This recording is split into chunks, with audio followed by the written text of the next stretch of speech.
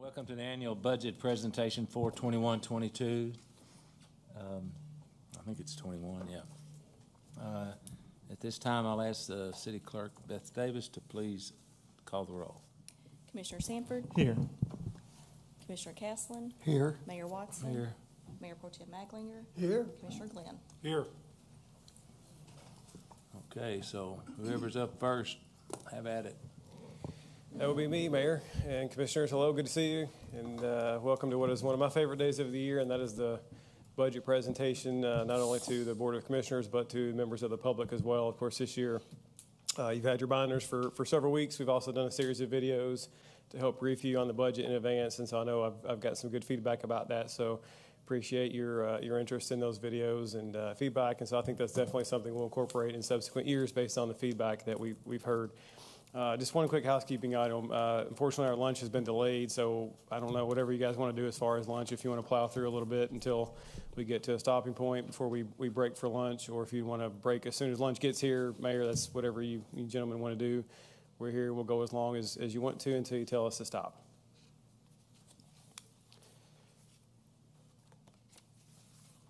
I begin every year generally by thanking the fine staff that we have. And hopefully I'll remember to do that at the end as well. But this presentation today and the documents before you are the culmination of months of work by our fine staff, beginning with managers and department heads, and then ultimately in finance. And so Leland and I kind of worked through this with Angela and Danae and Tim and Whitney. And so I want to acknowledge them first and foremost for their fine efforts over the last few months, and appreciate definitely worthy of applause. So appreciate their continued and diligent efforts. For the presentation today, we'll be like you're accustomed to. Generally, I'll provide some additional context at the beginning, but then the bulk of the presentation today will be our department heads and managers who will be presenting for their various departments. So you'll be hearing from them. As I joke with them, you guys hear from me enough, and so this is a chance for them to highlight what they're doing and what resources they need for the next 12 months or so to get us through and to continue to provide services to our community like we do so well. So they'll handle most of the expenditure items. And then Angela Waninger will do revenue estimates as she typically does. And then we always end with a forecast. So we keep a rolling, what we call LRP, or long-range plan, which is essentially long-term financial modeling. Typically I do that, but I think Angela is going to do that this year for you instead. So we're looking forward to getting through and getting what feedback you may have. So quickly, for some context, as you all know, our economy is doing well locally, as Mayor likes to say very astutely. Any success we have is really a result of our good local employers. We're fortunate to have some good local employers who have done well and in many cases even thrived throughout the pandemic. And so I want to acknowledge their impact on our community, because again, any successes we may have are on behalf of them. So I want to acknowledge their continued diligent efforts as well. So obviously for the last 2 or 3 years, there's been sort of a weird economic time with the pandemic, and you can see on the chart there was a quick drop in the number of employment in Davis County, and you can see that steadily increased. In fact, Tim Goff was telling me just a minute ago that he got the most recent reports that aren't actually represented on this chart in front of you, but we're now within about 400 jobs of pre-pandemic employment. So we're within 400 of that number from, I think, February of 2020, Tim. And so, we've steadily made those gains, but not quite there. And so accordingly... So what is the workforce participation rate for Davis County? Do you know? I don't know. That's unemployment. I'm talking about the workforce participation rate. Okay, I'm sorry. I should. Yeah, they've no doubt dropped. There's a slide about that in just a second, that the workforce is quite a bit smaller. So we'll talk about that. The unemployment rate has dropped. My key takeaway here is that the red is our local Davis County rate, and it continues to be below the state and national rate. So that's a good sign for us as well. But Mayor, to the question that you just asked, the workforce is a little bit smaller, and so while the success of our employers is good, the city as an employer ourselves, some of these issues with the reduced workforce is a challenge for us as we recruit and retain employees, and so that'll be a theme that we'll talk about today. There's been a lot of commentary recently, to Mayor's point, about the reduced workforce, and so certainly I think we're seeing that here.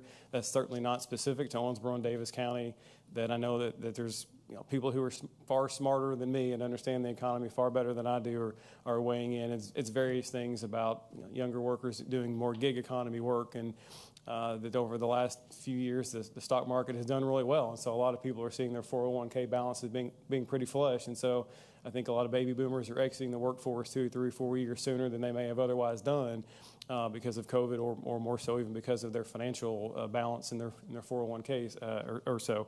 So there are a lot of factors, but whatever the factors may be, it results in a smaller workforce, which then leads to rising wages. And of course, that is also accompanied by rising inflation on other items as well. You guys fuel your vehicles at the gas pumps, and wince the same way that I do at the cost of fuel. And so those factors not only play into what our costs, they factor into inflationary implications for wages, but they impact our expenses here at the city as well. So for a quick overview, in our form of government, statute says that the city manager is responsible for drafting and presenting the budget. Of course, I do that based on the feedback and the guidance that you give me on a recurring and ongoing basis. And so accordingly, the overview here basically represents the priorities as you've communicated to me. And so one of those is to prioritize our people.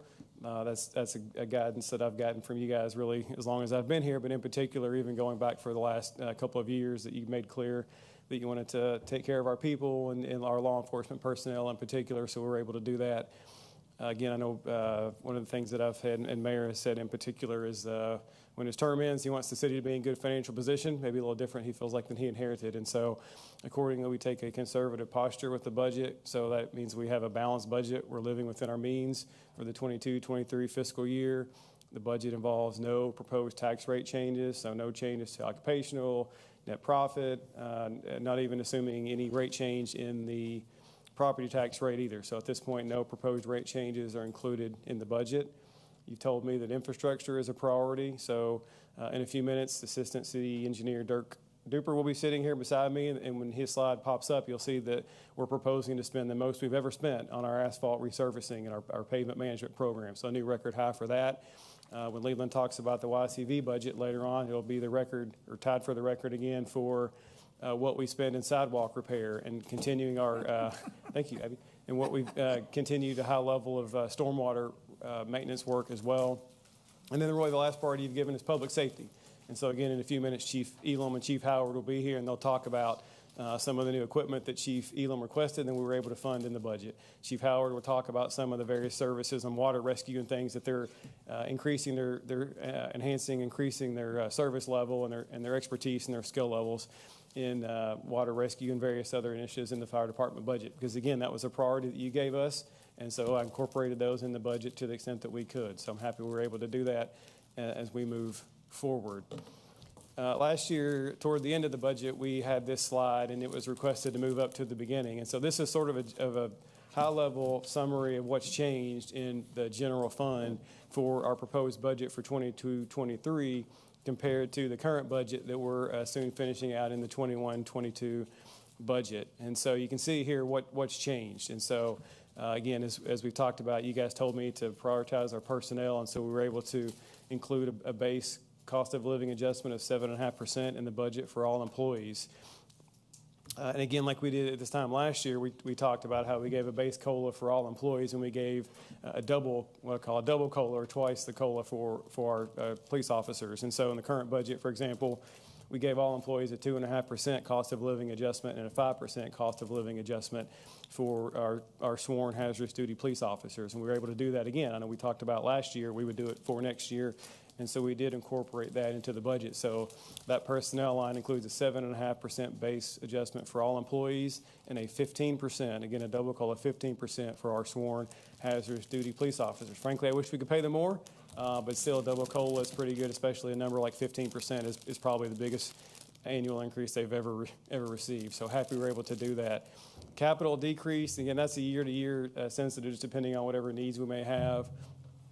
The CERS is the pension reserve account, as you know, Over the last 3 or 4 years, we've been saving, and we started a pension reserve account for those pension increases, and so we're actually not putting any money into that for next year at this point, and you'll see why in just a minute.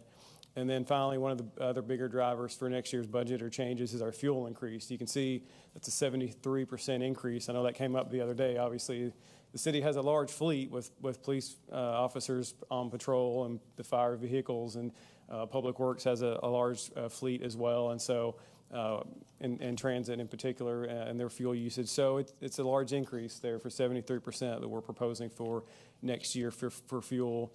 And so if you look, though, the takeaway being at the bottom is that overall it's a 1.8 million decrease in the general fund. So lest anyone say that the city is increasing its budget overly or increasing, spending too much, our general fund that we're proposing for next year is actually smaller than the general fund for our current fiscal year. The shared budget slide represents these factors that are consistent really across all departments and generate a bunch of the change that you saw on the last slide. Actually, our health insurance fund has done really well, and so we're proposing to change how we're funding that. We can discuss that in more detail, and Josh Bachmeyer's here. Went into quite a bit of detail on the video, so hopefully that made sense to you guys about really we're self-insured, so the claims are the claims. We're just changing what metric we use for the basis of our budgeting. We were able to, again, fund the step increase as we typically do per policy to acknowledge and reward employees for having more experience as they increase their tenure with the city. The base COLA, as I just referenced, is 7.5% for all employees, and then also the 15% for the hazardous duty police officers. And then finally, the pension increase. Hazardous duty pension rates in particular went up a little bit, so that was a tough pill to swallow. But that will be changing soon, as we can see here on the next couple of slides. If you've been around for a while, you know that pensions have been an issue that we've been talking about for a good number of years. There have been legislative changes over the years, setting rates and the various things. And so over the last 5 to 6 years in particular, the amount that we've been funding through our pension contributions has gone up steadily. And again, that's why we have established and been paying toward a pension reserve account that we've been contributing to, but we've also been drawing down from. We've drawn down from that over the last couple of years. And then you can see in that top item for 22-23, you see that same 1.6 million you saw on the last slide. But if you note the asterisk there, we're proposing to take $700,000 from that pension fund. And because the rates have largely stabilized, you can see that it'll be, those numbers will change in the next few years, but it's definitely more of a stable position, that those large increases have largely been phased in, and so the rates will be much more stable in the future. And so accordingly, as this slide depicts, that the current balance of that pension reserve account is $4.2 million, and so we're proposing to draw down that $700,000, which still leaves a balance of $3.5 million in that account. And so I would expect at this point we probably won't be making subsequent contributions to the fund. Then instead, over the next 3 to 4 years, we'll slowly draw that down, because that's what it's there for, to kind of buffer us against those rates and those increased costs over the next few years. And so at this point, again, probably fewer contributions or no more contributions to that account, and draw down the savings that it's intended to be used for. From a high-level budget perspective, as you all know, that we have several funds. Our primary fund, of course, is the general fund on the left side. That's where we fund all of the City Hall-related activities, police, fire, much of Public Works as well. So that's our primary fund. All of really the property tax and net profits, and most of the occupational tax goes to the general fund. Portion, as you know, a portion of the YCV is funded by the 0.33 of the occupational tax as well, and then various other funds that don't really talk much about, because, for example, on the enterprise funds are generally those that are self-sustaining businesses like sanitation. So when we're talking about sanitation later in the preview, those revenues and expenses are self-contained, and it functions like a private enterprise, and so it's not a general fund item, it is a enterprise fund.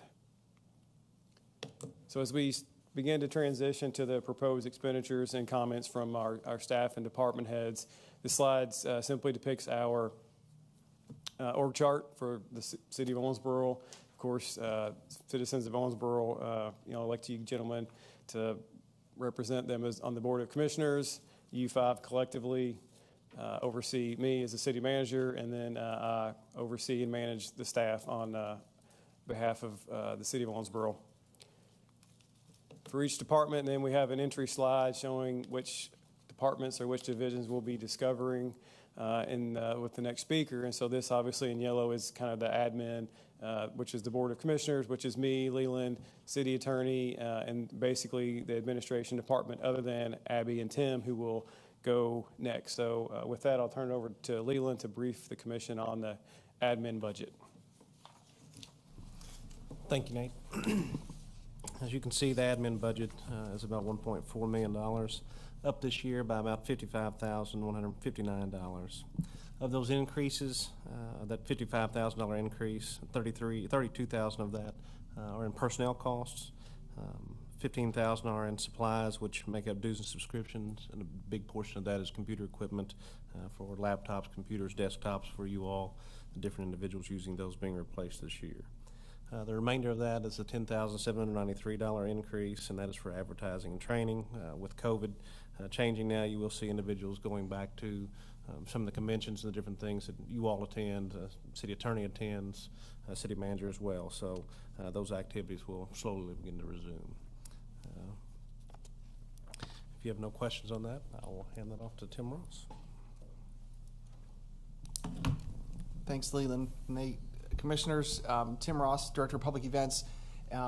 Mine should be fairly succinct, as COVID obviously plays a huge role in everybody's lives and what they do, and certainly when it comes to programming, whether it be community groups programming things downtown or whether or not it's stuff that we're programming, we seem to be a little bit more in a normal state like we enjoyed back prior to 2020. So my overview there shows overall a pretty hefty decrease in my budget, and that's mainly because last year, if you recall, because of COVID in 2020, we had a combination of the air show and the Hydra Fair event simultaneously in the same year.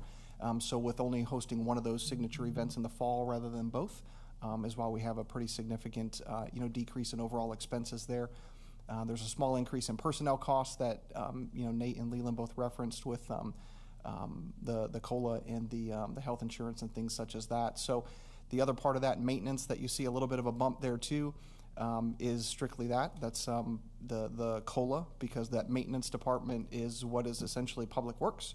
So when GRADSA does their Buddy Walk event, or when the Color Blast happens, all the support pieces that Public Works provides, whether it be street department, facilities maintenance, things like that, is all tied into my budget. So that's why they've got that increase there that's still tied into those personnel costs. And then you can see supplies and those things are all down based on the fact that we're not doing those two signature events in the fall this year.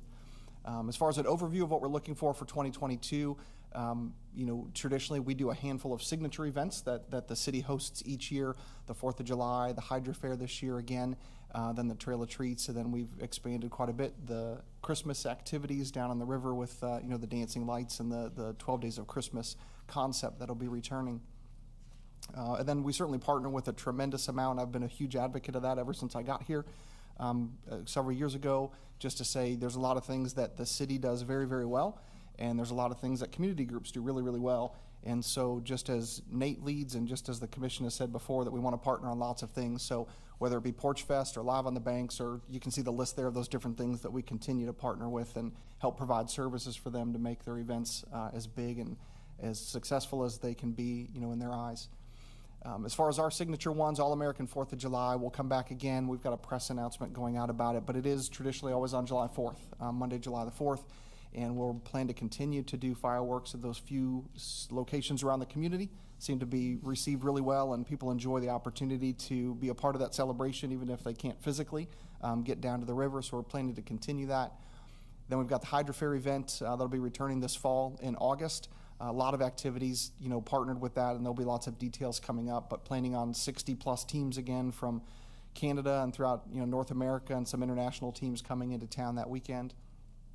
Trail of Treats is one that was asked about. I know we got, unfortunately, quite a bit of criticism when we had to cancel things, during COVID, but we are planning to bring Trail of Treats back again now that COVID seems to be gone, and so that comes back. It's always the Thursday prior to Halloween. I think it's the 27th of October this time. And then, as I mentioned, the Christmas activities on the river, the dancing lights that we did, and the 12 Days of Christmas with the Energy on Ice rink. So our plan in my budget is to be able to expand that. Last year was kind of the first dive into it to see if the community liked it, and it was a big success. Quite a few comments from folks that were adding to the holiday spirit downtown. So I am planning to be able to expand that, and we're working with several different groups to be able to expand those lights geographically and the number of days that we would be doing it and things like that. So that's an overview of kind of quick glimpse at the signature events that we have as the city. Happy to take any questions. You said partnerships with the Live on the Banks. What's that number of what it costs us to put that on all summer? Live on the Banks costs us just shy of right around $20,000, between Okay. $20,000 and $23,000. So that's 20 weeks that we do, and there's 2 different stages for 20 weeks for about that, right around just over 20. And the partnership is with who? There's a couple of different folks that have partnered with us in the past. That one, we've had sponsors for it in the past Have you? with it. We don't have anybody on board this year to sponsor it yet, but it's one of the things that I was challenged with when we first started, is to provide entertainment as long as possible. So with Friday After 5 doing such a great job on Friday nights, and then we had that for Saturday nights, and then Bluegrass has got programming that they do during the week and some Sunday evenings that we regularly have got entertainment for lots of different genres. Thank you. Yes, sir. Can I ask a quick question? Christmas parade. Yes, sir. I know we don't host it, but we've always worked collaboratively with them, and of course, we had the issue this year with the group. Do Yes, you anticipate or have any conversations about future plans to work with them? Yes, sir. Yeah, we've spoken with the group that traditionally, the Christmas Parade Committee, that traditionally had done it for years and years in town, and we spoke with them last year, and they fully plan to come back and host their traditional Christmas parade like they normally do, and we've spoken to them again in February, and they said they've already got some meetings planned, and I'm supposed to reach out to them again soon just to make sure that they know we'll continue to provide as much support as we can for that group that traditionally does it. Thank you. Yes, sir. The Kentucky Blues Tournament, now it's my understanding it's going to be the first year that they have come back to Owensboro. How much do you anticipate that's going to cost the city? Or It doesn't cost us any dollars. We provide services, and what our plan is to provide the same amount of support that we did for Aaron Wheatley when he hosted it locally.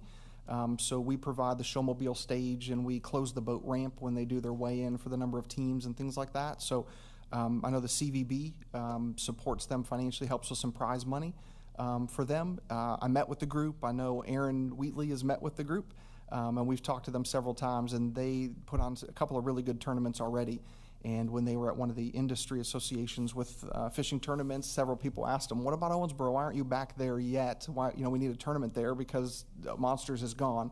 And so that's why they wanted to come back to town. So financially, it wouldn't cost us, just the in-kind services that we do, similar to what we did for Monsters. I'm sure it fills a lot of hotel rooms and boosts business for a lot of people, but It's it's a first-class act, too. I've been to 2 or 3 of them. It is. It's a great event that they do. And when Aaron had it kind of at its peak before COVID, it's kind of hard to judge a little bit, but he had upwards of 200 teams. And they literally came from all the way on the West Coast through North Carolina and Florida and Virginia and all over the place. So it's a great time for us economically because it's traditionally right around fall break. And fall break is typically a really slow time around town, really slow for hotels. And so even if that tournament only, I say with air quotes, only brought in 120 teams, that's still another 200 to 300 people that are in town between their support folks that are here for 2 and 3 and 4 days, fishing on the river during a normally really slow time. So that's a really strategic one for us as well. Yes, sir. Did I miss the barbecue festival thing? Was it on here? Yeah, it was on the list. Because could you explain how that's going to happen? What's going to happen? Yeah, Because it's kind of morphing, right? Yeah, it's continued to evolve since I've been here. I know that the barbecue committee is always looking to expand and change and be more. I don't want to use, maybe not relevant, might not be the right word, but be more focused. User-friendly. Right, user friendly in what they do. And so I know that COVID provided them an opportunity, kind of a forced change, obviously because they had to take a year off, but they want to focus more so on barbecue. And as opposed to being a larger street fair with a barbecue component to it. So this year is certainly moving again in that same direction that they've got. I think it's 13 to 15 barbecue specific vendors. they have gotten a little bit of criticism because they're not opening up, dozens and dozens of vendor booths for anybody and everybody to have a booth space, but they want it all to be barbecue focused or barbecue themed. So the carnival will be back, but besides that, it really is all barbecue focused, and they continue to look for opportunities next year or the year after that to evolve into any other opportunities that would be there. But it's a group, it's a community group. We're a part of that. My position is a part of that because of the amount of support that's needed, but yet it's not run by us exclusively. So, but we continue to work with them, and the CVB is a part of that conversation as well. So it's kind of get away from the county fair that's downtown, right? That thought process. Yes, sir. Okay, good. Thank you. Mag, Commissioner. Tim, on Pro the Tem. Christmas light, dancing lights, how far is that going to be expanded, or which direction is that going to go, or how does that work? Sure, yeah. There are several ideas on the table, but the idea is to be able to light up a lot more of the trees along Veterans Boulevard. There was quite a few folks every time that the program would go, every 10 or 15 minutes that they were doing it. Quite a few folks around the area that enjoyed it, but yet there was quite a few folks, depending on the night, if it was freezing cold, that stayed in their cars and they would slow down on the street. So the idea is to be able to expand that with a lot of the trees down Veterans Boulevard, and then we're talking to a few other folks that hopefully we can add some elements, not fully by any stretch, but add some elements to the west as well to make a better connection to the ice rink that's there at the convention center as well. Thank you. Yes, sir. Okay. Thanks. Tim. Thank you. All right, thank you, Tim. Up next will be Community Development Director Abby Shelton.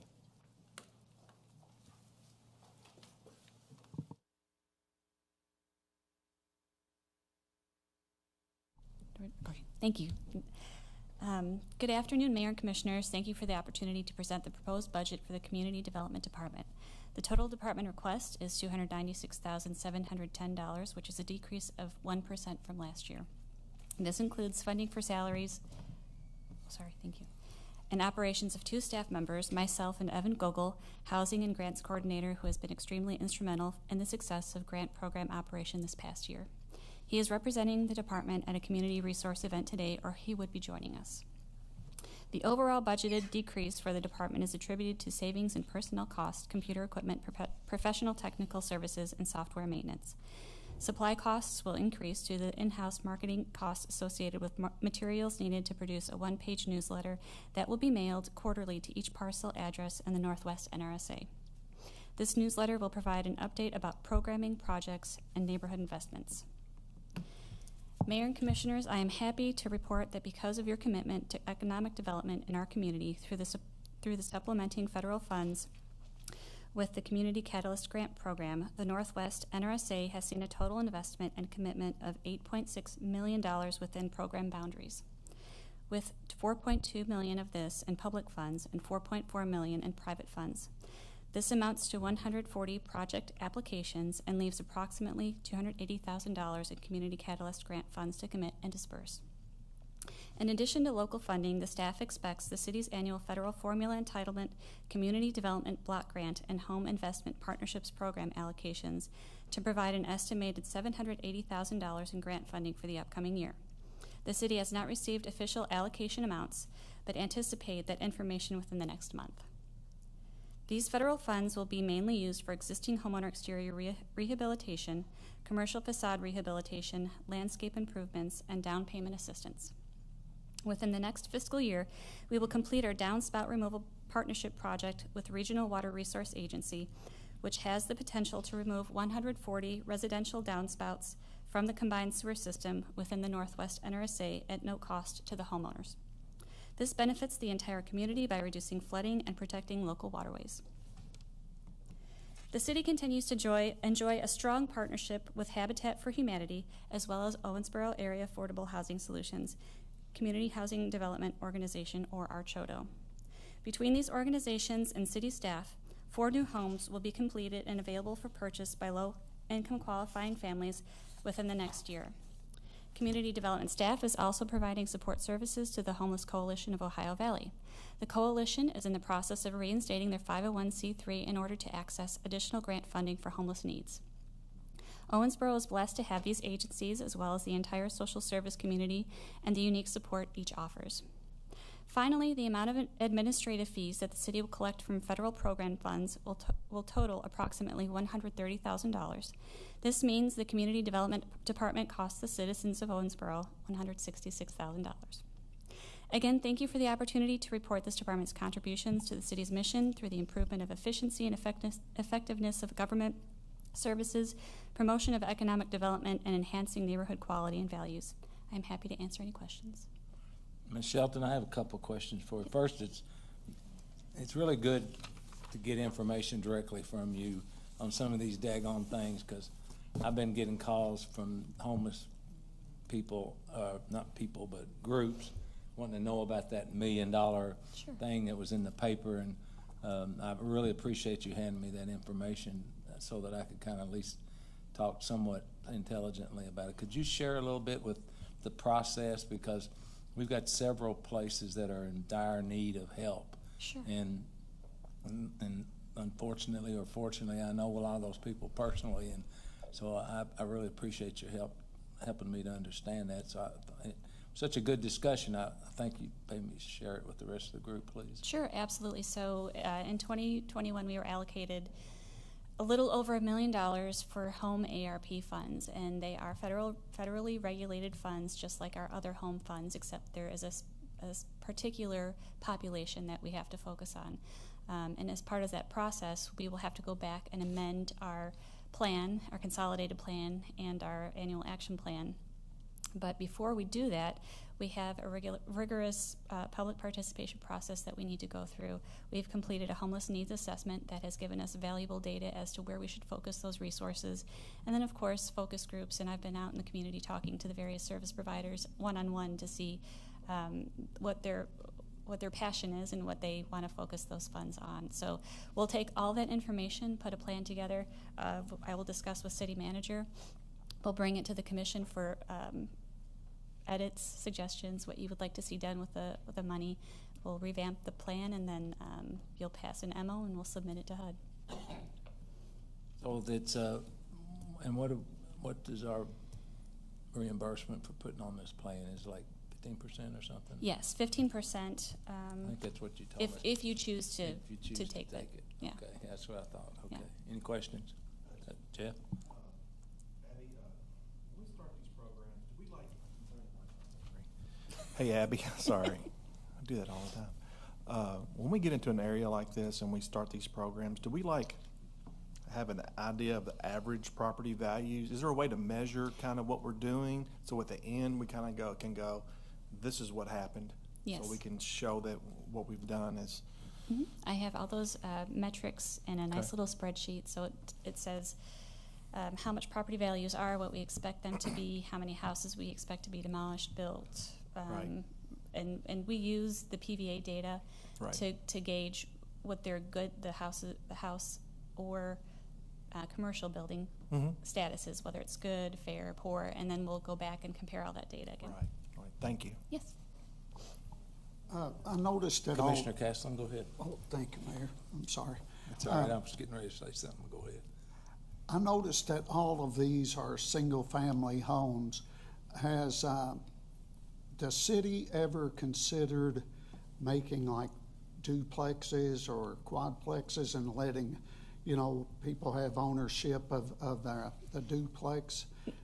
Have they ever tried that, or is that not allowed under It's the an federal? option. It's an option, and we can most definitely look at that for our next action plan if that's what the commission desires. I would just think that would make the housing a little more affordable to more people, Anyway, just a suggestion. Thank you.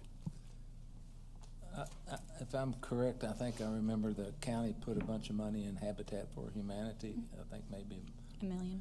How is that going to affect what we do in the city? Will that be coordinated between us and the county and Habitat, or how's that going to work? Because it would seem like, from my recollection, that there's much more habitat going on. Oh, you all right? Yeah, sorry. Much more going on in the city than actually the needs are probably the same, quite honestly, in the county. But I just want to know how that was going to kind of fold together. So I'm going to have a meeting with their new director to discuss all of that and the outlays and what their wants and needs are for the next 5 years.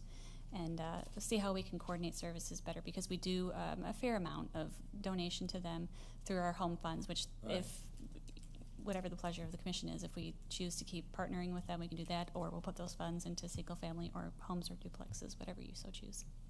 Okay, thank you. Mr. Glenn. When your predecessor was here and he was setting up Triplet Twist and then you took over, he did a pretty good demographic analysis of who was moving into Triplet Twist. And it turned out, oddly enough, that, you know, the stereotype was that neighborhood wasn't well maintained. It actually was, and that it was a very young group. So in the Northwest NRSA area, have you compiled any data, you and Evan, regarding kind of the median age, who's moving into the Northwest area? Are they younger families, a mixture of retired folks, people who've lived there for 30 years? What does it look like? So I have requested PVA data so I can update all of the information that we pulled from the 2019 files, and I'll take all of that and compare it to hopefully this summer, compare it to the demographics now, and then we'll do it again after 2025 to see just exactly what's going on in that area. But I can pull all those numbers for you and let you see specifically who was there, and then when I get the new numbers, I'll be happy to share it with the commission. Well, I would just say, as hard as it is to get a house, and then you add in that you're a beginning family and you're maybe low income and paycheck to paycheck, the programs we have should allow for affordability, and I would hope it would be a lot of young families, and it's their first home. I'm hoping that that will be the case, or they're already in the home and they want to rehab it, like Correct. you said. We've established a pretty good relationship with the lenders in town. They know about the products, and if they don't know, then the realtors know to call the lenders, and so we all kind of coordinate together to capture that chance for that new family. Excellent. Thank you for your work and your team members' work. Thank you. Yeah, I mean, it's difficult for us as part-time people to really, I see those debt blame contracts that you send over there, so it's really good to get a one-on-one talk about all the different little acronyms and everything, so we certainly appreciate what you're doing. I know the community does. Thank you very much. Okay, thank you, Abby. Up next is Owensboro Fire Department and Chief James Howard.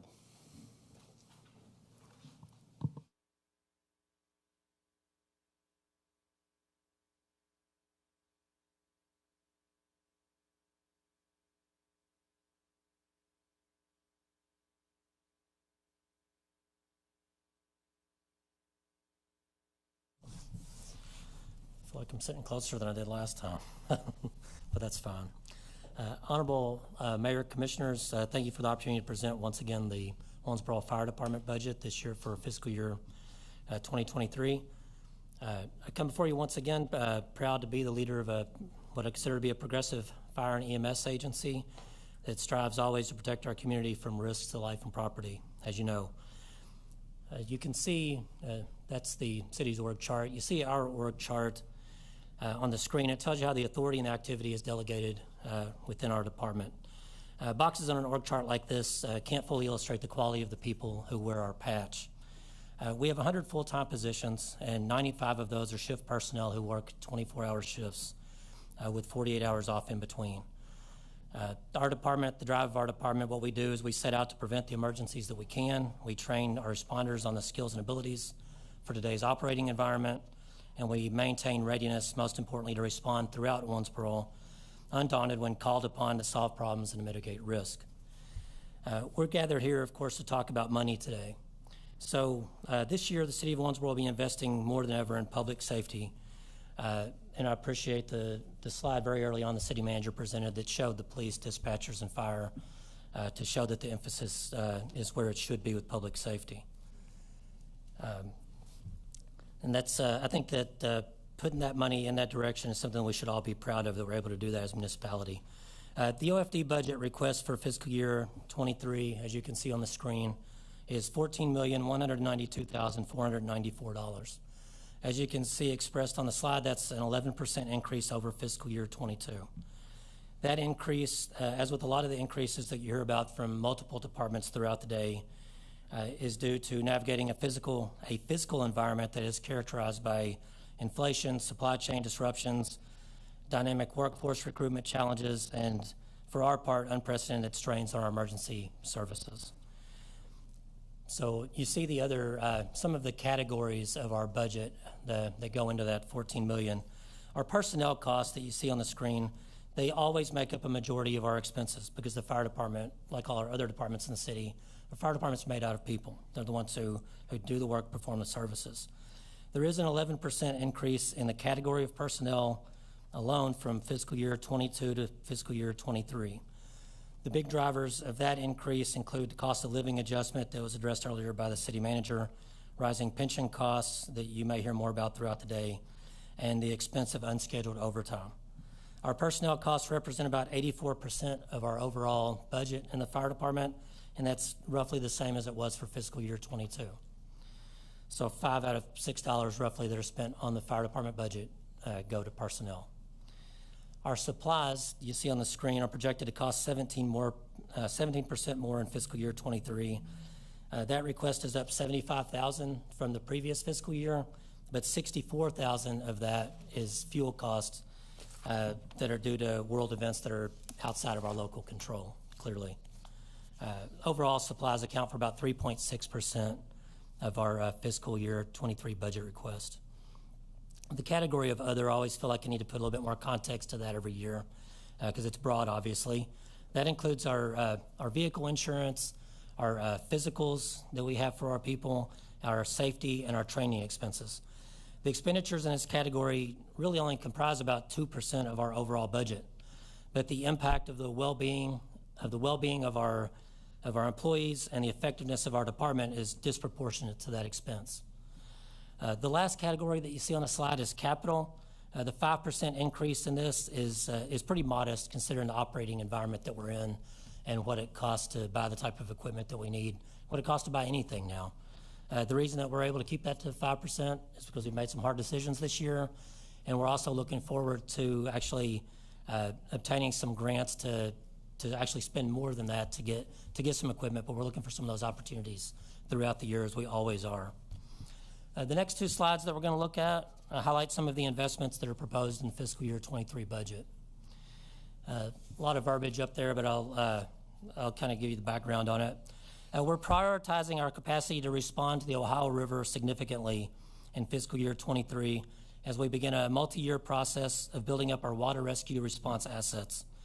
We plan to invest in training and equipment that will make our responders more efficient and effective in responding to commercial and recreational activity on the river while providing a more robust capability for providing a high level of safety and response for events such as this year's Hydro Fair, the expected return of the air show in subsequent years, and other high-profile events that undoubtedly are going to seek to take advantage of the progress that's been made on the riverfront over the past 2 decades that we're also proud of. We're prioritizing our capacity to respond to medical and trauma threats to life in our community by outfitting our fire engines with state-of-the-art equipment, including the Lucas automated compression device that was come and displayed before you last year in a presentation.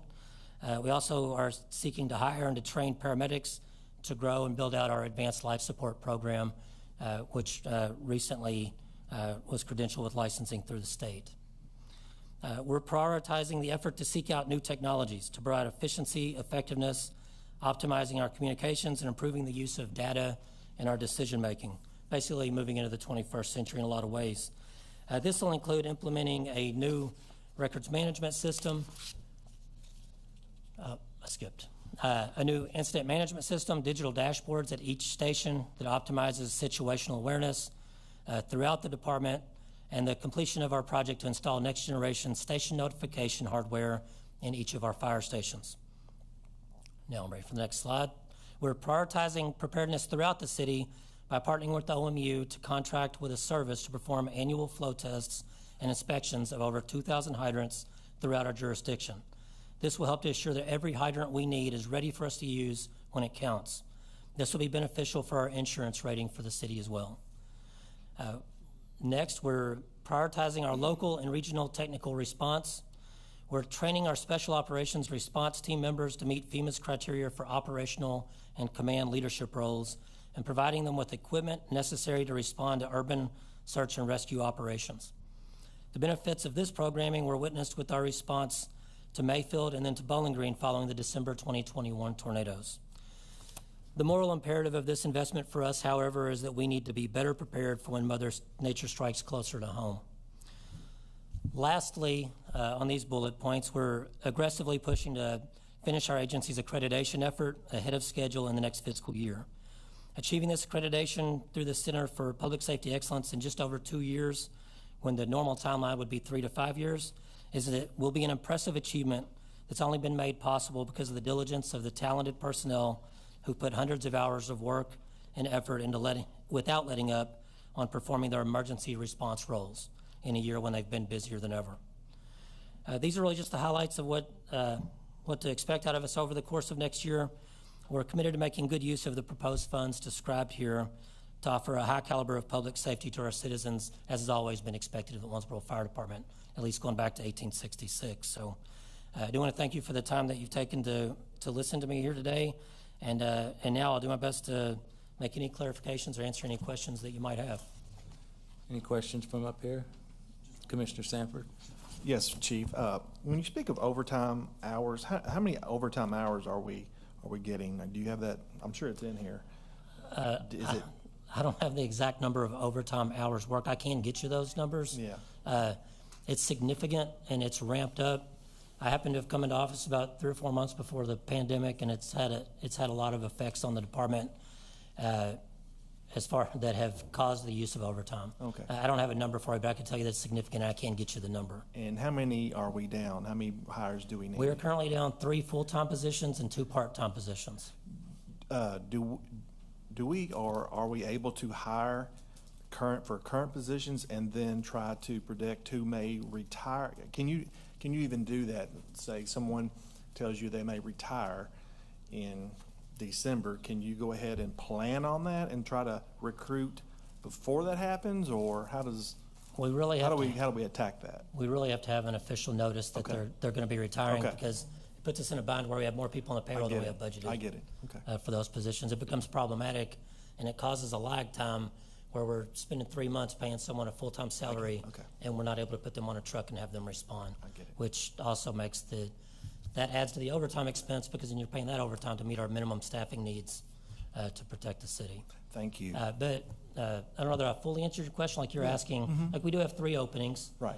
We have a current list that's almost dried up, and we're constituting a new list that's going to be certified in the next month probably. The problem right now is we are going through a transitional phase with our training center. There's a threshold for how many you want to hire so that you have an effective training class. Okay. And we just had our 3rd opening come up at the end of last month with the retirement of one of our driver engineers. So we do have a threshold. You really ideally want to have more than that. We've trained 2 or 3 before, but you want more. What we're getting into now is that our training center is scheduled to be demolished likely in the middle of the summer. If we start hiring them, we're going to have real logistical issues getting them through. We have some opportunities to partner outside of our department to have a venue to be able to train starting in August. So we would focus on that as a time to onboard employees. And if we have other openings between now and then, which we do anticipate that possibility, then we'll take advantage of that opportunity, but we won't be able to use our own training center this year. Okay. Thank you, Mayor. Thank you. So in your presentation that you did with Nate, I noticed in a long-term plan is we're going to finish Station 2, and then we're going to upgrade, I think it's Station 3 and Station 4, and then Station 1 will be completely demolished and replaced. So what's our time frame on that? And it may not be fair to you, Chief Howard. That may be more of a Nate question. But I think it's all fair game. It may even be more of a Leland question. That's all community vision stuff, and I work very closely with Leland. Obviously, the city managers can make decisions that can change that outlook for us, and you guys can make those decisions too. But so I wouldn't want to step over what's going to be talked about in terms of the community vision. But you're well aware, because it's brought up pretty regularly, that Station 2 is being wrapped up probably here in the next month or a little over a month, and they'll be back in the house. That's not fiscal year 23, obviously. That should be done. We want that done before fiscal year 23 starts. The training center, once again, that is a big community vision project, extremely important for us. It's investing exactly where we need to put our investments. We're getting our people ready to respond. Following that, yes, in the next couple years, we do forecast. I'm guessing we'll be doing design work as soon as we'll probably go right from after we finish the training center, doing design work on Station 3. Might be Hopefully, within a year after that, we'll be looking at Station 4. Now, as to whether those are remodels or rebuilds, those conversations are not definite at this point. We still have a lot, we're still kind of a long way off and need to look at whether we can make property acquisitions, or we're going to stay at the same location. That's almost where I was going. Yeah, Are what's you going to gonna work move best them? for us? Yeah. And that's where I got to pull the GIS guys, or pull Lance in. It's like how much does it benefit us to move from one place to the other? Because our stations are basically in good locations. They're strategically located in 5 places throughout the city, and we get most places that we need to get with our lights and sirens on in about 4.5 minutes. We're proud of that. When you start moving them around, if it's not going to make that better, then we need to be really serious about how we look at that. I'll say looking beyond those two, and once again, we're not dead set on tearing those down and starting over. It may be highly beneficial to do that. Station 1 is in out years beyond that. I mean, it could be 4 or 5 years from now, but I mean, you're talking about public funds. Whenever prices are rising, a lot of these things could be put off by a year or more than a year, so that we could be fiscally responsible. Because we are able to use our buildings. They need to be updated, but we're going to try to make smart decisions, be as responsible as we can. But we do look forward. Once again, the Station 1's our flagship. I would love to see it rebuilt and see it be a modern building that suits our needs administration-wise and to suit the needs as a fire station, and be nice to look at too, and be something this community could be proud of. Where we are right now, I mean, it's become a historical building at this point. It's an artifact. It's fantastic. It costs a lot to maintain, and there's some real opportunities to move into the future. Thank you. Appreciate it. And thank you for all the great work you and your team do. It's mostly the team, but thank you. Chief, who helps you with your grant writing? Grant writing, the bulk of that, what we do, because we're not top heavy, as you saw on our org chart. Coulter Tate's our training chief. He has some experience with grant writing, and he does a lot of that. And GRAD is always they're always happy to pitch in. They're great to work with. And I did like your flow chart, because the top thing was the citizens of Owensboro was on top of all the other things. That's impressive. Yeah, and that's what we all have to remind ourselves about. I'm telling you, it is. Okay, anything else up here? Okay, thank you, Chief. Well, thank you very much. I appreciate it.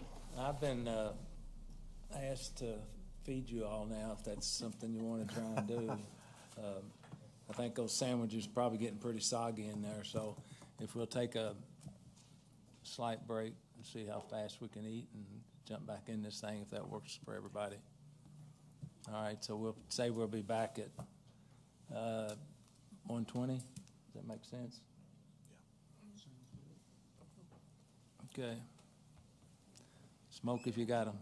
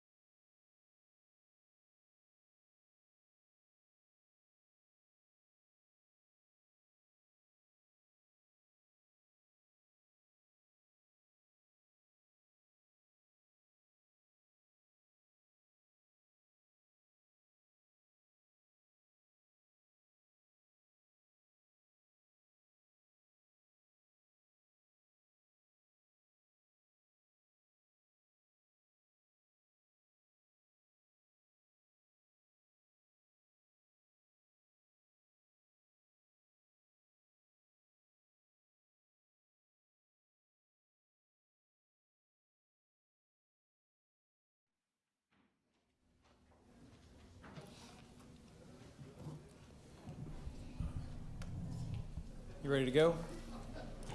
120. All right, thank you for that break. Up next will be Angela Waninger, Director of Finance and Support Services.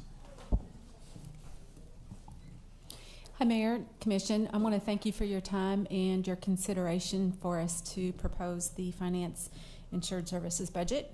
I oversee and have responsibility for those 4 areas, those being IT, GIS, Finance, and Personnel, representing a full-time and non-full-time staff of 45 employees. And those areas are broken down as follows. We have IT managed by IT Manager Angela Bruner, GIS managed by Will Carpenter, Finance managed by Deputy Director of Finance and Support Services Danae Galloway, Personnel, which is managed by Josh Buckmeyer. Each will be presenting their own respective budget, and I'll turn it over to Angela Bruner for the IT budget. Mayor and Commissioners, I would like to present the IT budget for the fiscal year 22-23. Yes, sir. Does it move? Okay. The proposed budget is for $2,414,558, which reflects a 5% decrease from fiscal year 21-22. Maintenance costs reflect a 23% decrease of $107,872. The majority of this decrease is due to the transfer of the radio division back to OPD. An increase of funds in the infrastructure division is for the addition of multi-factor authentication for second layer of user authentication to the network and cloud-based Active Directory that is needed to allow our users to have credentials to access cloud-based applications. Supplies reflect a 30% decrease of $15,270. This decrease can also be attributed to the radio division transfer. Decreases in the other divisions are contributed to less funds required to purchase computer equipment due to the timing of our PC purchases in our replacement plan. Other costs reflect a 10% decrease of $11,472. This decrease can be attributed as well to the radio division transfer, as well as the discontinuance of lease payments for an older data center equipment. Capital costs reflect a 14% increase of $31,579. This increase is for the replacement of 1/2 of the control panels that allow the facility access system to operate. The panels will be at the end of life in August of 2024. We're going to replace 1/2 of the panels in 22-23 with remainder in 23-24. On the next slide, I have 3 items that I'm going to highlight within our budget. Cybersecurity is my first item. Cybersecurity is a continuing effort. It will always be a continuing effort that we will have to continue to fund for. We focus in major areas with it. The first one is our network security tools. Those consist of our antivirus, malware, and ransomware tools that help us to protect the network.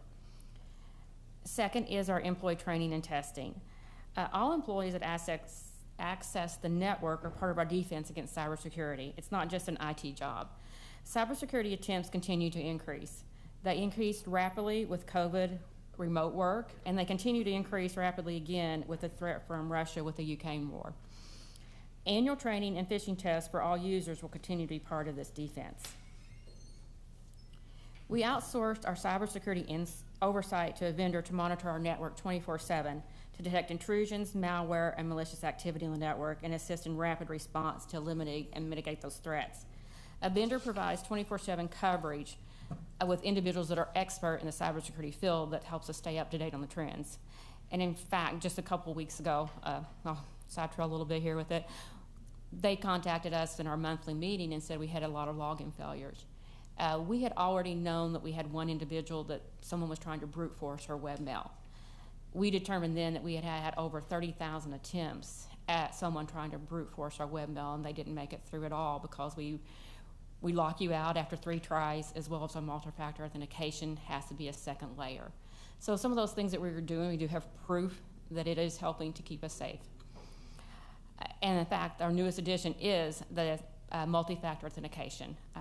You all are probably aware of that if you access your email through the web, you have to have that second layer of defense by using your phone or another device to get into the network.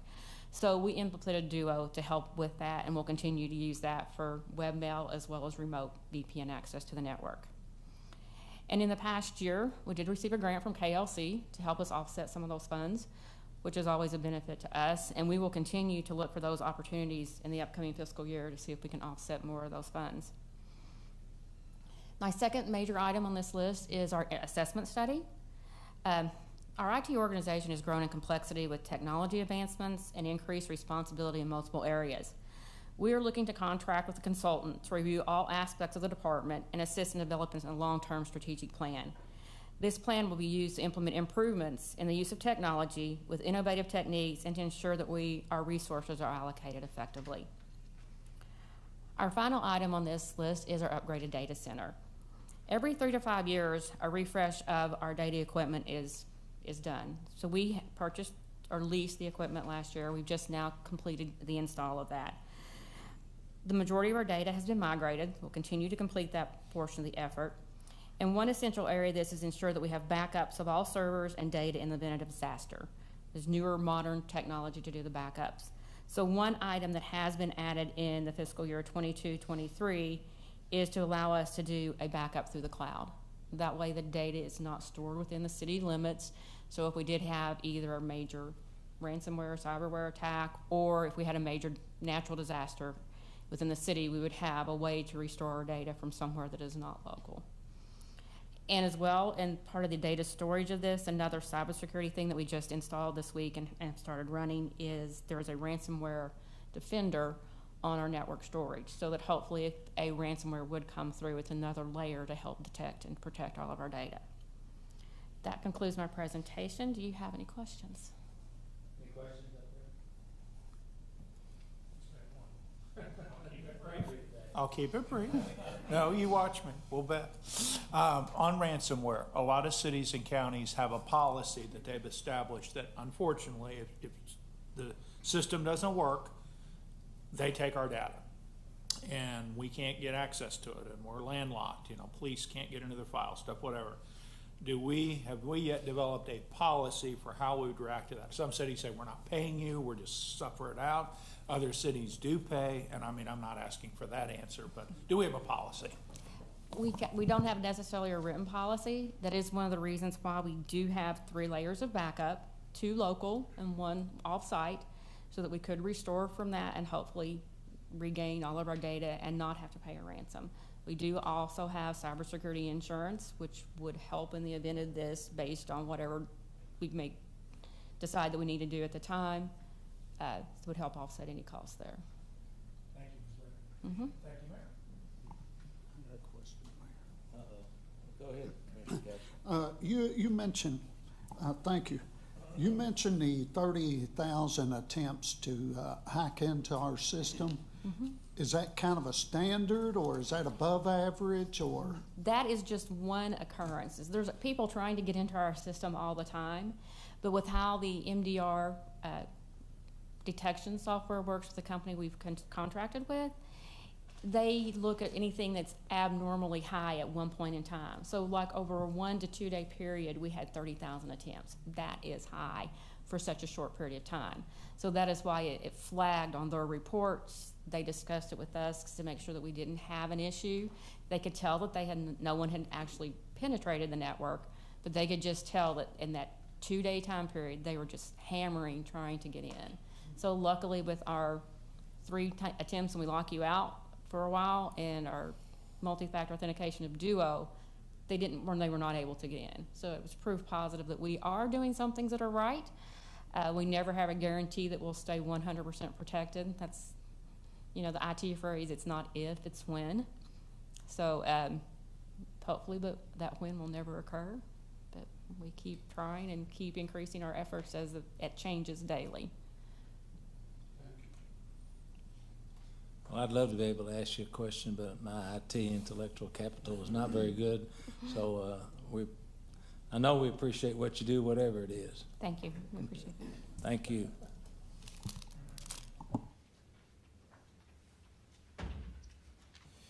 Okay, and up next will be IT Manager Will Carpenter.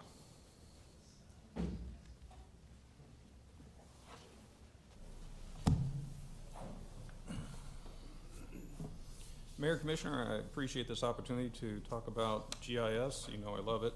And and the upcoming budget for this fiscal year. As you look through the numbers, you can see the bulk of the change in dollar amount is through the personnel cost. That's the largest share of the GIS budget, and that was dealt with an earlier slide dealing with all the departments. The supplies are down $2,200. That is we had a scheduled replacement of a workstation. That's not necessary this year. It'll probably come back next year as it's scheduled to be replaced. The next one is. And then the other cost went up $2,200, and that is increase in training cost to reflect the increase in transportation cost to get to the venue for training. Speaking about the GIS department, it's a consortium of the City of Owensboro, Davis County Fiscal Court, RWRA, and OMU. It operates as an enterprise fund with 25% cost coming from the city and 75% coming from the revenue from the other three partners. Through this cooperative effort, all members are provided with local GIS data, access to GIS servers, staff consulting, analysis, and production. The GIS department supports other departments by providing the tools, data, and analysis to make their operations more efficient. Some of the areas of support include the recent migration of GIS data to the new Tyler 911 dispatch system and continued support of the system. The new dispatch system relies on GIS data for locating the call and identifying the appropriate emergency response before dispatching those services. We also support GIS base maps and reference layers for 911, which provides a larger context, a more complete picture, including imagery, to the dispatchers so that they have as complete a picture as our data will provide in noting the nature and location and various additional circumstances of the emergency call. We also provide technical and project support for over 70 GIS users among the consortium partners. We provide high-resolution aerial photography. Most recent is the 2021. We'll have new imagery flown next year in 23. And we keep all of the older vintages so we're able to show changes through time. We also do emergency planning and response support with OFD, Public Works, Davis County Emergency Management, OPD, and Search and Rescue. We also support mobile GIS in the field for both reference data and data collection. And some of the groups using that capability are the Streets Department, Facilities Maintenance, City Manager, RWRA, OMPC, and the County Engineer. At this point, I'd like to entertain any questions that you may have.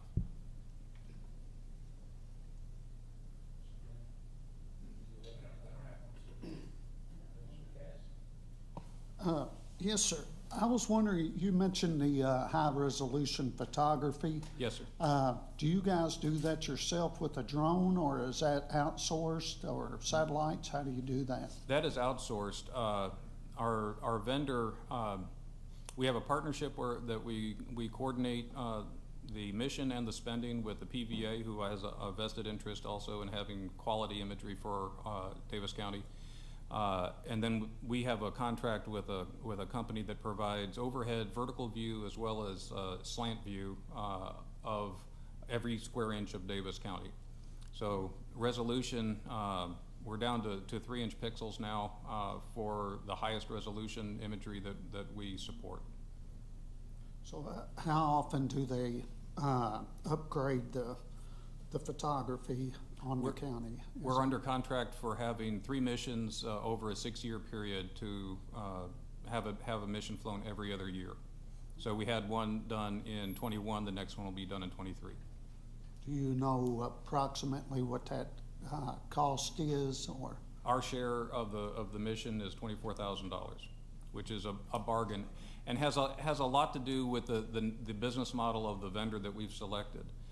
In the past, you would hire a vendor to do a custom mission for your vicinity, and then you would pay the full cost and then own the photography.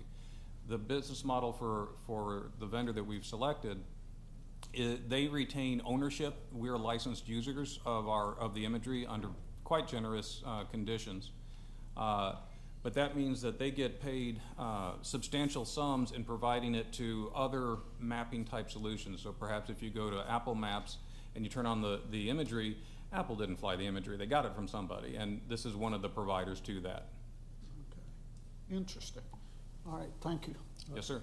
So does OMU and county and RWRA have a Mr. Carpenter working for them, or you do it for everybody? Well, I'm the only Mr. Carpenter for everybody, but they've got quality folks that are using the GIS on their staff. Yeah, it's impressive. It looks like we're getting a pretty good bang for our buck out of this group. I would like to think so, yes, sir. It's really impressive. Okay, thank you, sir. Thank you, Will. Up next will be Danae Galloway. Mayor and Commissioners, thank you for the opportunity to present the Finance Department's budget for the year 22-23. I'm Danae Galloway, Deputy Director of Finance and Support Services for the City of Owensboro. As you can see from my slide, the finance budget for 22-23 proposed budget is $2,009,456, which is up 6%, or $111,396. That is made up mainly of two areas, which is increase in personnel cost of $96,396, which is basically for the COLA and step increase. And then the other category is a 7% increase, or $12,950. That comes from an increase that we have seen since COVID in the use of credit cards to pay with the City of Owensboro. We charge a flat 2.5% fee. That covers most charges, but in some instances, that 2.5% is actually just shy of being able to cover everything. So with that, there is an additional cost that comes, and we pay that in the Finance Department budget. So those two components basically make up my increase for my department for the year. With that, if you have any questions, the only other thing I'd like to say, as I always say, thank you to my staff. I have one of the hardest working staffs. I put my staff up against anybody. Their service to the citizens of Owensboro is incredible, and to the other departments that they support, and I'm very appreciative of them. Okay, any questions?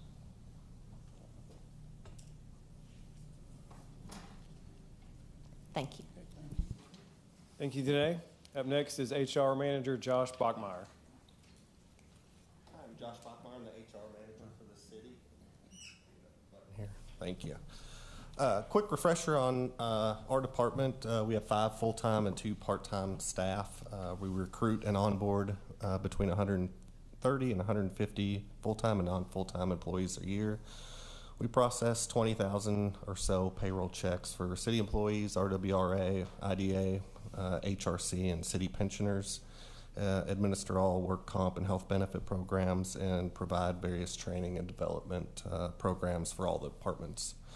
I'm not going to spend much time on my department, but overall we did budget for a 3% overall increase. The largest change is in personnel due to reasons already mentioned with COLA. We'll experience a 4% decrease in supplies. This is mostly due to an off-year computer equipment kind of life cycle replacement that are not happening in the next fiscal year.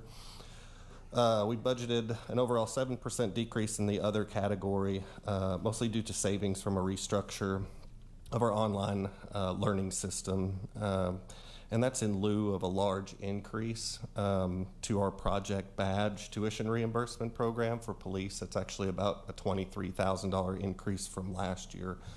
I think we currently, Chief may expand on that, we currently have 4 officer candidates in that program, and we've kind of budgeted to have 6 kind of on an ongoing basis. As you may recall, we've targeted various positions and classifications in the last few years in an effort to reduce turnover and help with recruitment efforts for hard-to-fill positions.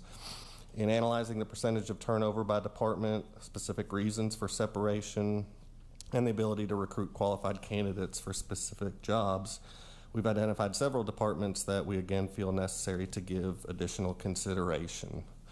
By and large, the biggest change we are proposing, as Nate has already alluded to, would be the COLA increase of 7.5%. This somewhat hedges against the overall CPI of 7.9% for 2022, although I think we're all probably aware that true inflation is somewhat higher than that.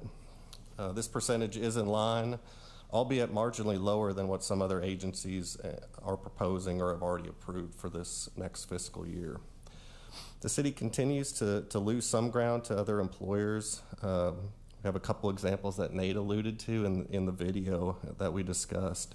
For example, RWRA has a very similar workforce structure and many of the same job classifications. Nate had mentioned losing an engineering tech recently, doing the same job for about $10,000 more annually. Unfortunately, it wasn't the only example or even the worst. Other jobs with similar duties at that same public agency pay up to 40 and 50% higher. Ultimately, I feel that we're going to need to make a transition to competing with both private and public sectors to really competitively compete for that talent. Nate and I have had some kind of preliminary discussions on a comprehensive pay plan study that will likely be necessary in the future. With that said, the slide shows the average turnover of the largest departments of the city. The turnover has increased in all of those departments year over year, with the exception of full-time Parks and Rec. As you are aware, they have kind of their own issues with regards to non-full-time staff, which isn't shown on this. This is just full-time staff. Several positions we have targeted in the past, which would include police, transit, dispatch, shown in red again this year, continue to have staffing issues. And so we're going to make some proposals for those departments. So starting with police, we're proposing kind of double COLA, so 7.5 for city employees, and we're proposing 15% COLA applied to the full-time hazardous duty police pay charts. This puts an entry-level police officer a touch over $52,000, including CLEF. This slide also shows the updated salary of a typical sergeant and lieutenant who would have 15 years of experience. As you can see, it's certainly an improvement. We do feel it's necessary, and it also takes into consideration that Kentucky State Police has approved a $15,000 increase and will, for the first time since I've been here, pay more wages than the city. On to dispatch, we're proposing a $1 an hour increase for non-full-time call takers and also implementing a shift differential for both second and third shift. These folks typically work anywhere between 600 and 1,000 or so hours a year. They're not formally trained as telecommunicators, so they don't go to the academy. Nonetheless, it's a highly stressful position that we have difficulty filling. I've shown both public works positions that we were proposing increases to on this slide. Transit is proposed to be increased a grade, and that they will fall on the same grade as other CDL positions within public works. Our transit bus drivers are actually not necessarily a higher bar, but they also require a passenger endorsement for the buses. So this brings them in line with other CDL positions. Engineering tech is also shown here with a grade increase for reasons previously stated. We've identified several administrative positions that I haven't put on a slide, mostly for the fact that it's really one or two individuals. But they're typically administrative type positions in both police, fire, and public works to a lesser extent. Parks and Rec, we have increased the intermittent rates in the last year to year and a half, actually at about $1 an hour. What we're proposing here is these would be the supervisors of $1 per hour. So our current staff would be moved. That's actually just the $1 per hour plus the COLA for the next fiscal year. and then new entry-level supervisor staff we would bring in at about $1 an hour more. The candidates that we compete with, you know, Holiday World and Target and Hobby Lobby and many other fast food restaurants kind of start their pay between the $12 and $18 range, which there's a slide for that too. I do want to thank my staff. I'm just one person. They do a lot of work, and I'm appreciative of them, and I'm happy to answer any questions you guys may have. So let's focus on hiring, because that's sort of the centerpiece of your presentation. Do we or have we thought of putting a program together where we get with Brescia, Wesleyan, Western, OCTC, and say, if you graduate and you commit to like a 3-year contract to become a city employee in a designated area where they would be appropriately concerned, we'll pay your debt off? We've not discussed that. That'd be very expensive, and it's something to look at, though. It wouldn't be that expensive if you could get some grant help and some collaboration with the institutions themselves where they defray some of the costs. True. Yeah, we do. I mean, we do actively recruit in all of the colleges around town, and you know, really, it's even middle school now. We still go into high schools, and Parks is in the middle school. Fire, police, all visit those schools and are actively engaged in that. Saw the bus folks at OCTC yesterday, so yeah. talked to Ms. Jackson. And then the other one in terms of trying to hire people. So we have less problem with sanitation drivers, more with bus drivers, mainly due to hours and then extra certification. Is there any possibility of taking some of the sanitation drivers who might want to work extra hours and getting them that extra certification so you can use in-house people that already have experience and all they need is that certification? We currently do. Yeah, we have a couple sanitation, at least a couple, and also the mechanics that have their CDLs with passenger endorsements that help out with transit. CDL positions across the country are very tough to fill, but Pamela does an awesome job doing so. But like you said, the hours, you know, they're working nights and weekends, where sanitation, you know, they're in at 3, 4, 5 o'clock in the morning, and they're gone by 2 or 3. It's definitely probably a better schedule. You know, you don't have passengers that you have to kind of manage. Which is a whole other aspect to the job. So you're telling me the trash doesn't talk back. So, yeah. That's a good way to put it. Okay, and then the last question is, in terms of trying to keep 911 operators, have we looked at any innovative ways to make their job easier? I know they have 3 shifts to cover, I've got all that, but they're on an hourly wage. And it seems to me like we've done a really good job with police and all that, trying to increase salaries. But even with the increase you're showing, that still seems like it's low. That's a really stressful job. I agree. And this year is we're not addressing full time. We're just addressing the non full time call takers. And if you go back to the original turnover slide, they're up there. You know, they're 15%. So you're turning over 5 to 7 employees out of 25. You know, every year, and they're at the academy for. And Chief will correct me, but 11 to 12 weeks, you know, training after that. So we have a tremendous amount invested in them before they take their first call. And some of them don't make it through the academy. Some of them do and find out in very short order that the job's not for them, despite, you know, what we've done through the recruitment process.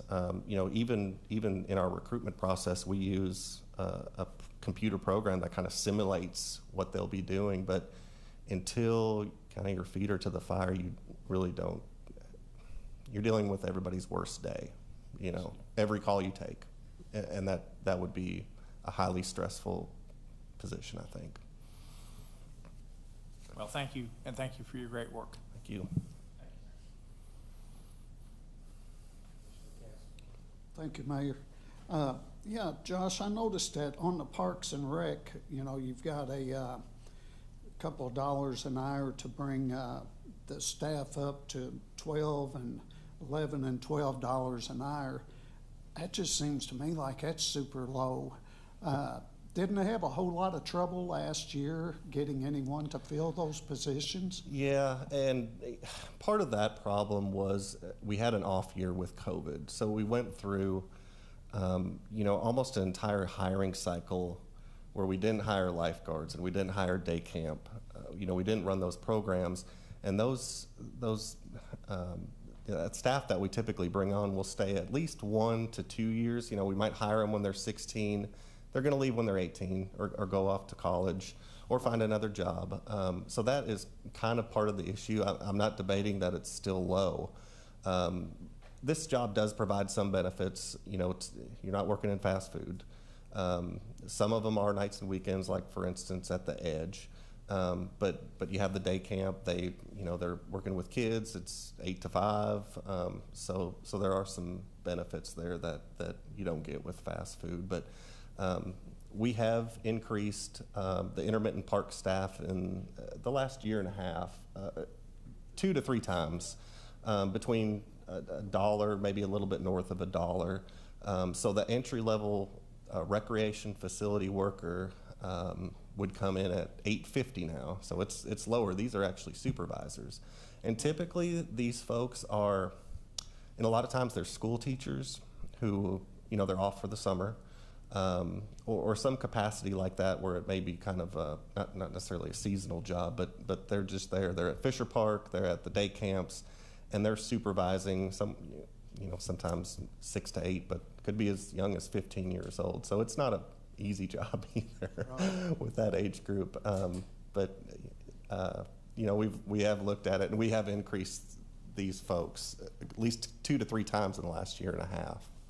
It just seemed pretty low to me, but, you know, then again, I know you want to try to get someone to fill a position for as little as you can to protect the taxpayers too. So it's kind of a double-edged sword, you know. Well, and one thing, you know, we've targeted these positions for the last, well, since Nate's been here for sure, and even probably the year or 2 before that, but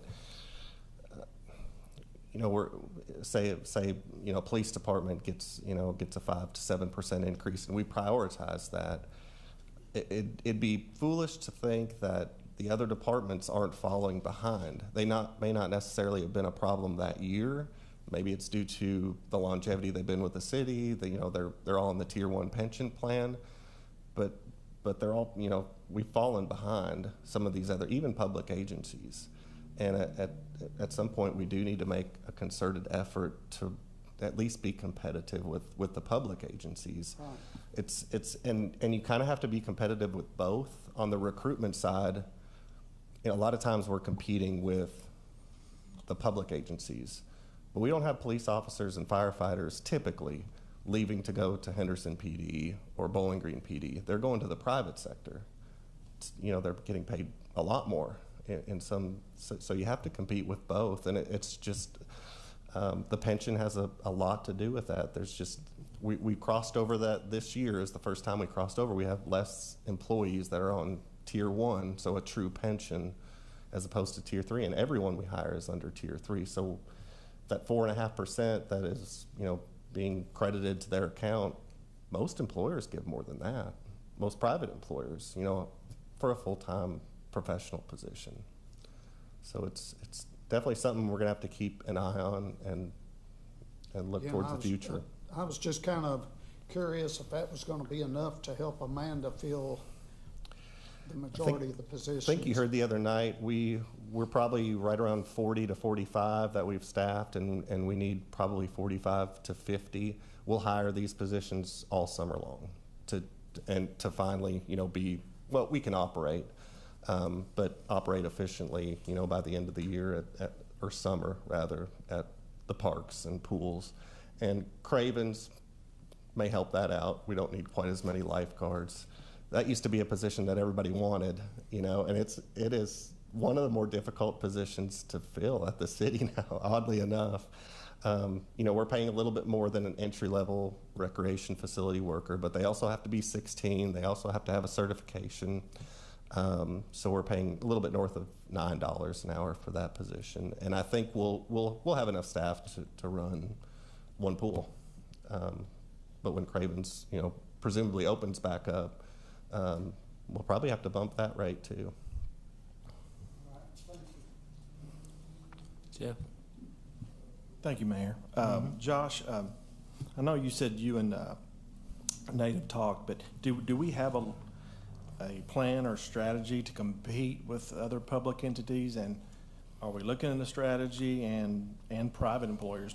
What do we need to do? Because it's apparent it's not always about money. It's about other things also.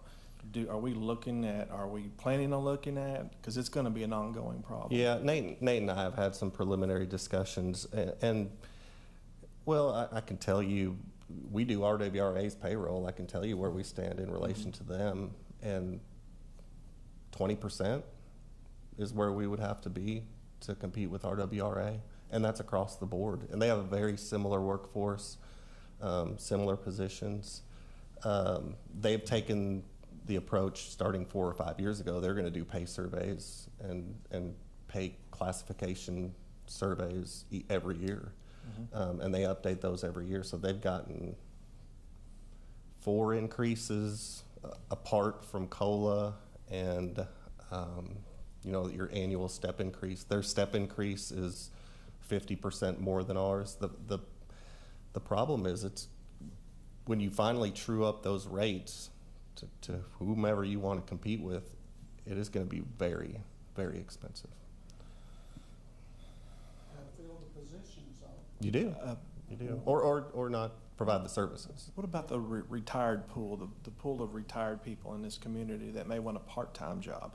I know that we advertise for them to come to us. Do we ever go try to them and call people maybe we know, or people that, you know what I'm saying, more of aggressive?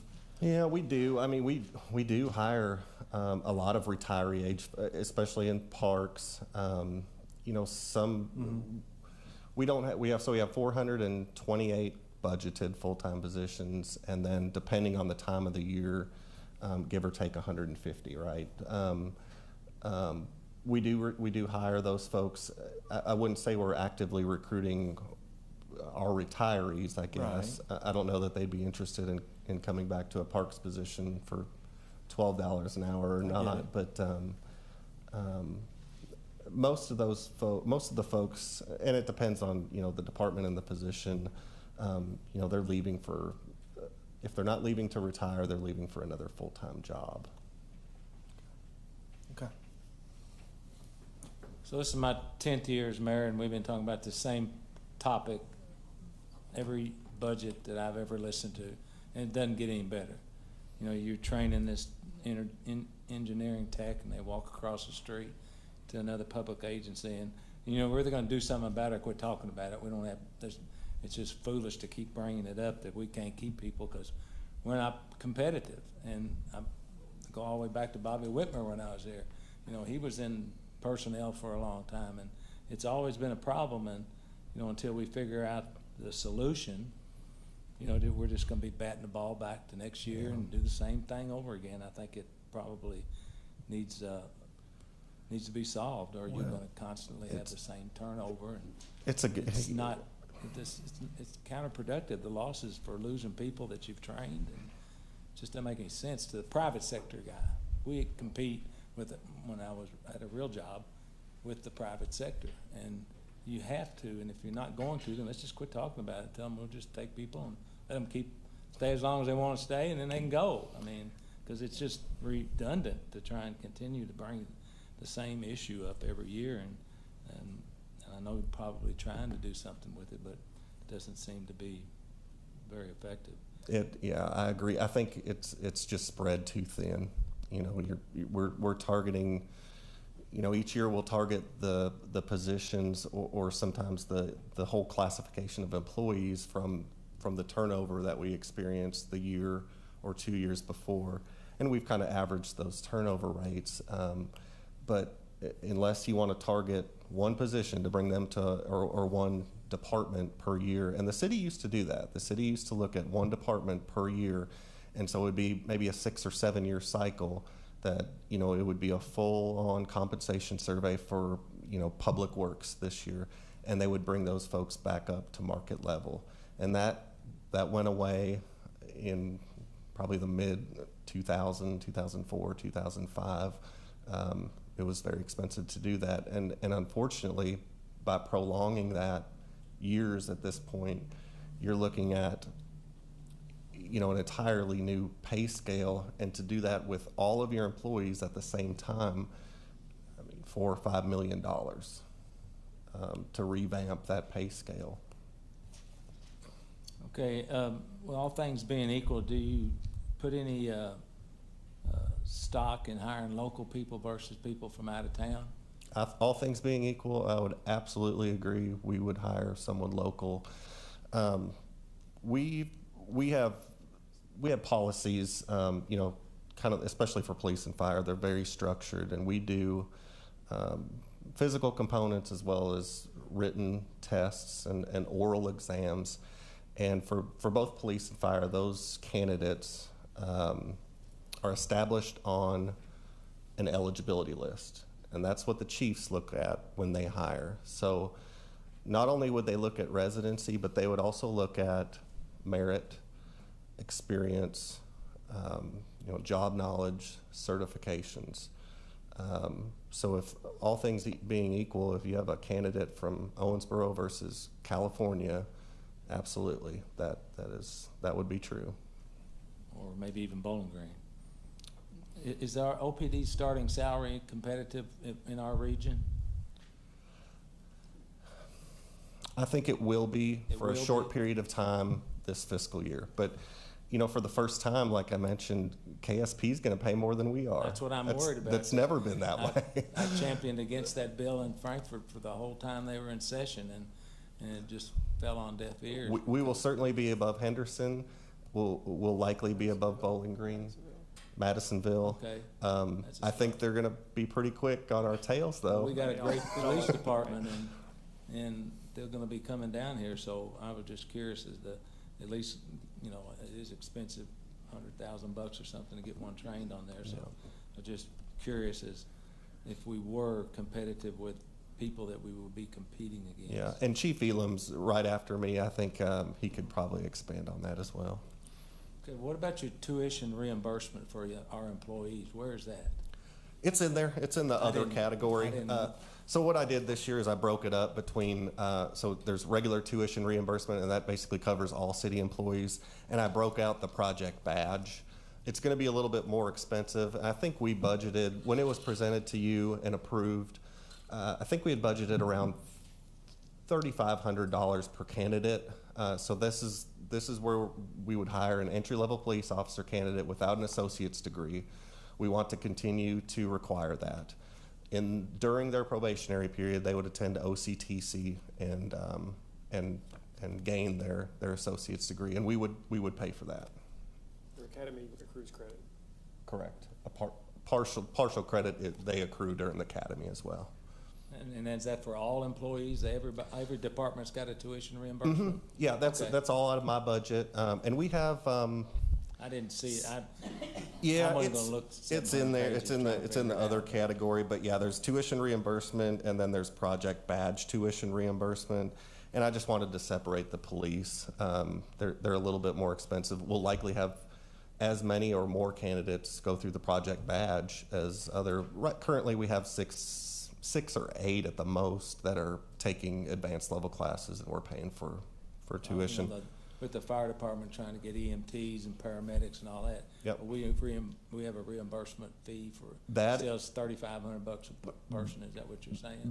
Like the certifications that the fire we've kind of taken the stance we're going to pay for 2 attempts, and that comes out of the fire department. That makes sense. Yeah, and they can take those 2 attempts during their probationary period, and if they pass, great. But we have had a couple candidates that haven't been able to make it in the last year or two. And I'm sure you know OCC has a CDL course now, and they're using our Riverport to work. Brian Wright was friendly enough to do that, and you know, that's another recruit. I'm sure you probably know absolutely. That. Yeah. I just had a community college board meeting this morning at 7:30, and we were talking about the CDC and how, is that right? No. CDL. CDL.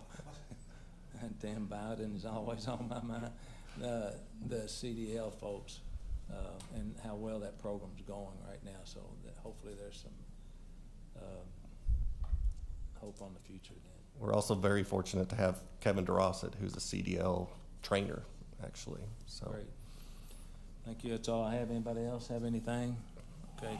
Thank you. Thank you. Okay, thank you, Josh. Up next is the Owensboro Police Department Chief Art Elam.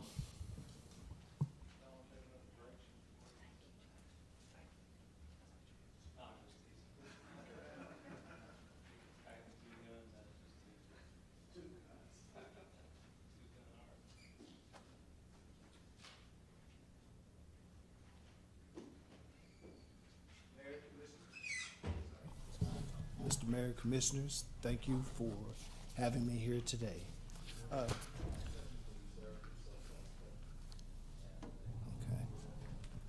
But I wanted to, before I get started on my budget, talk about some of the things that Josh talked about.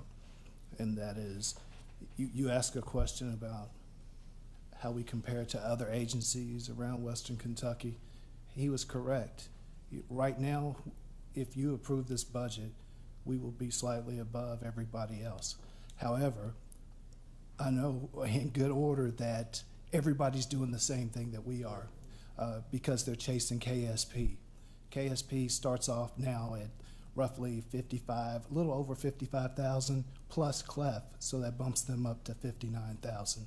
So as you look at the numbers that we present today, I am very grateful, but I'll tell you that you all have a tough job because you'll never be able to pay public safety, police officers and firefighters and our civilian staff what they are really worth. And so the people out here working the streets, when you see them, they're doing an exceptional job, knowing that every one of them could be in the private sector making more money. So at some point, I would ask that you as the commission, review that, look at it. We talk, I've been here for 31 years, and we've always talked about it like you stated. So that problem's not going away, but the challenge is, the OPD is 13 officers short right now. That means roughly 24 to 25 on the street short because of family medical leave, military leave, and those that are in the academy that are of no benefit to us. So we can't count them as staff until they can go out and respond to calls for service by themselves. And so those are the challenges that we have, and I'm not here to toot OPD's horn and sound the alarm. You all know the plight that we are in. So our telecommunicators are the same way. I will say this, telecommunications, we have more people applying for telecommunications than we do police officers. And our standard is so high. We had one person apply this last hiring process that we did, and I've removed that person from the process based upon a background. So we just don't take anybody. We are short-staffed, but we are not desperate. So we have a duty to the community to make sure that we put the best men and women out there on the streets. And I can tell you, when you see one in a car driving by, or they pull you over, or you see them directing traffic, that they earn the right to be here and they love what they do. So with that being said, I'll go ahead and get started.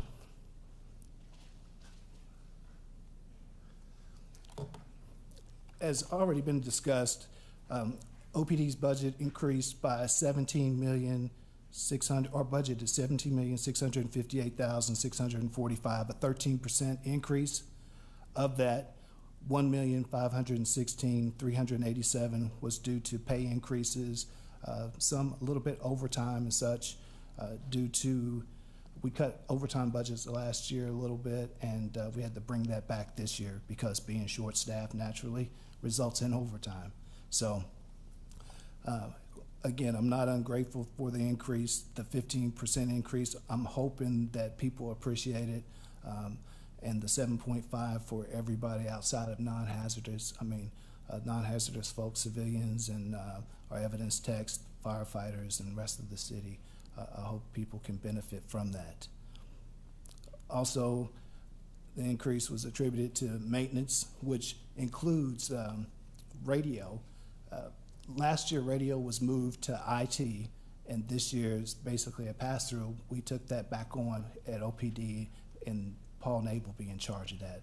We don't have a radio technician. We had two a few years back, and then IT had one last year, but since that, we're just doing it, and we contract with Ohio Valley to service our radios. So I think that the radio budget's like $298,667 or something to that effect.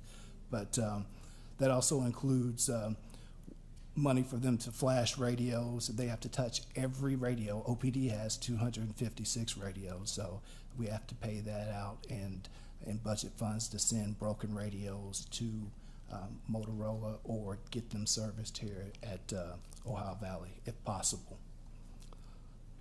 Capital equipment actually went down, and that was due to us not buying as many cars. Last year we budgeted for and purchased, although they're not here, 17 vehicles. This year, 2022-23, we have 14 budgeted. So that decreases in the capital equipment.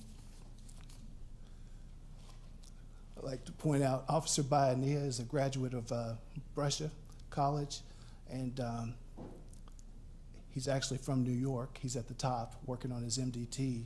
And then you have the officers, our hazardous device unit that responded to a call for service somewhere in Western Kentucky. I think this one was actually in Owensboro. You have Officer Griffith there, Sergeant Lusk, and I believe that's the back of Detective Alsop. They do a phenomenal job. We are blessed to have a hazardous device unit, and we basically provide services for all of Western Kentucky.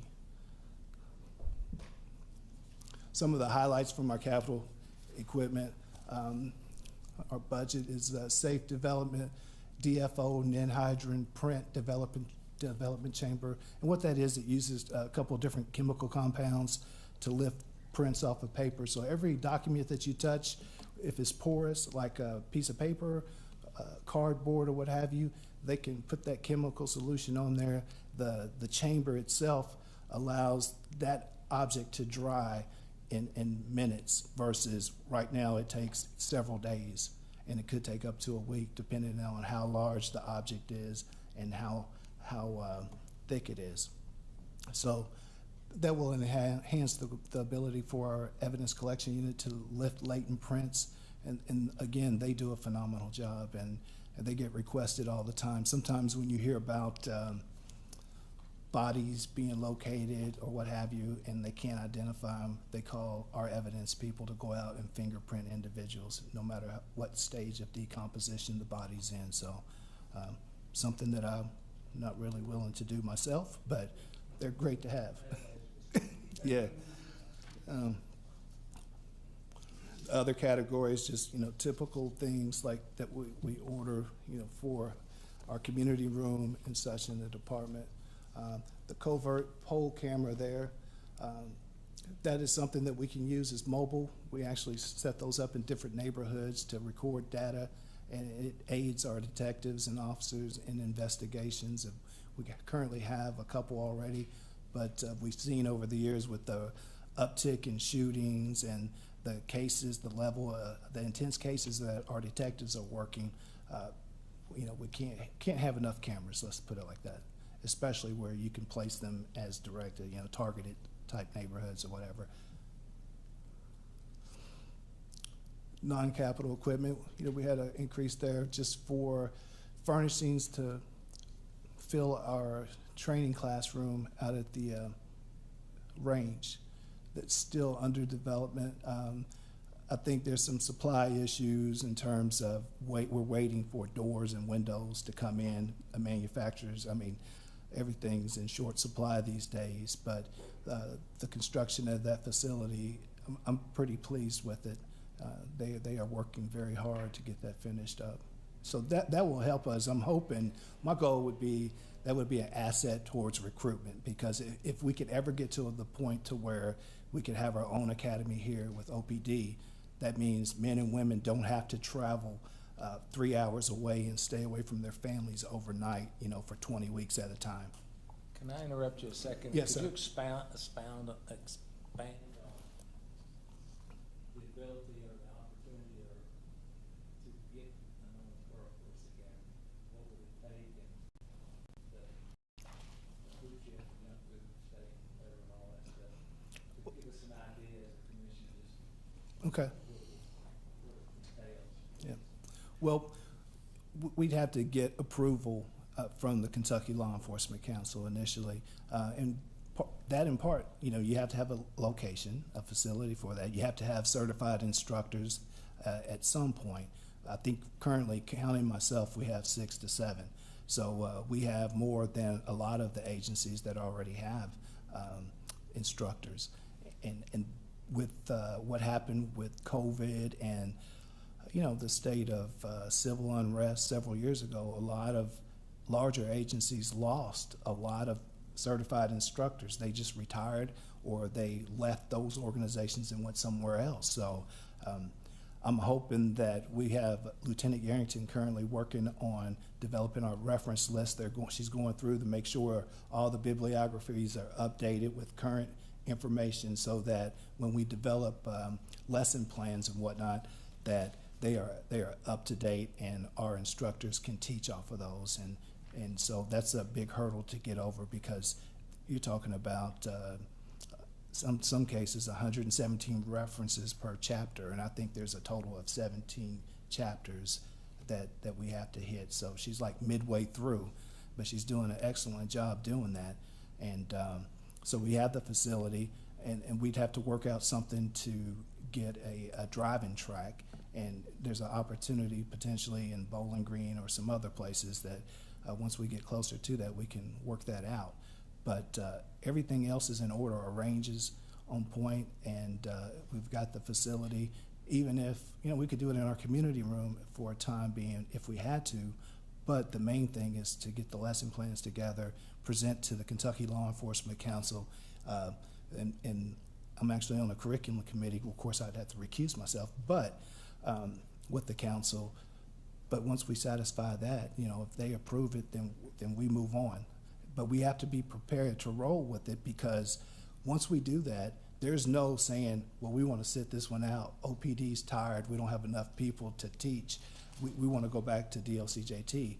They'll say, no, you've got your own academy. You've got your own academy.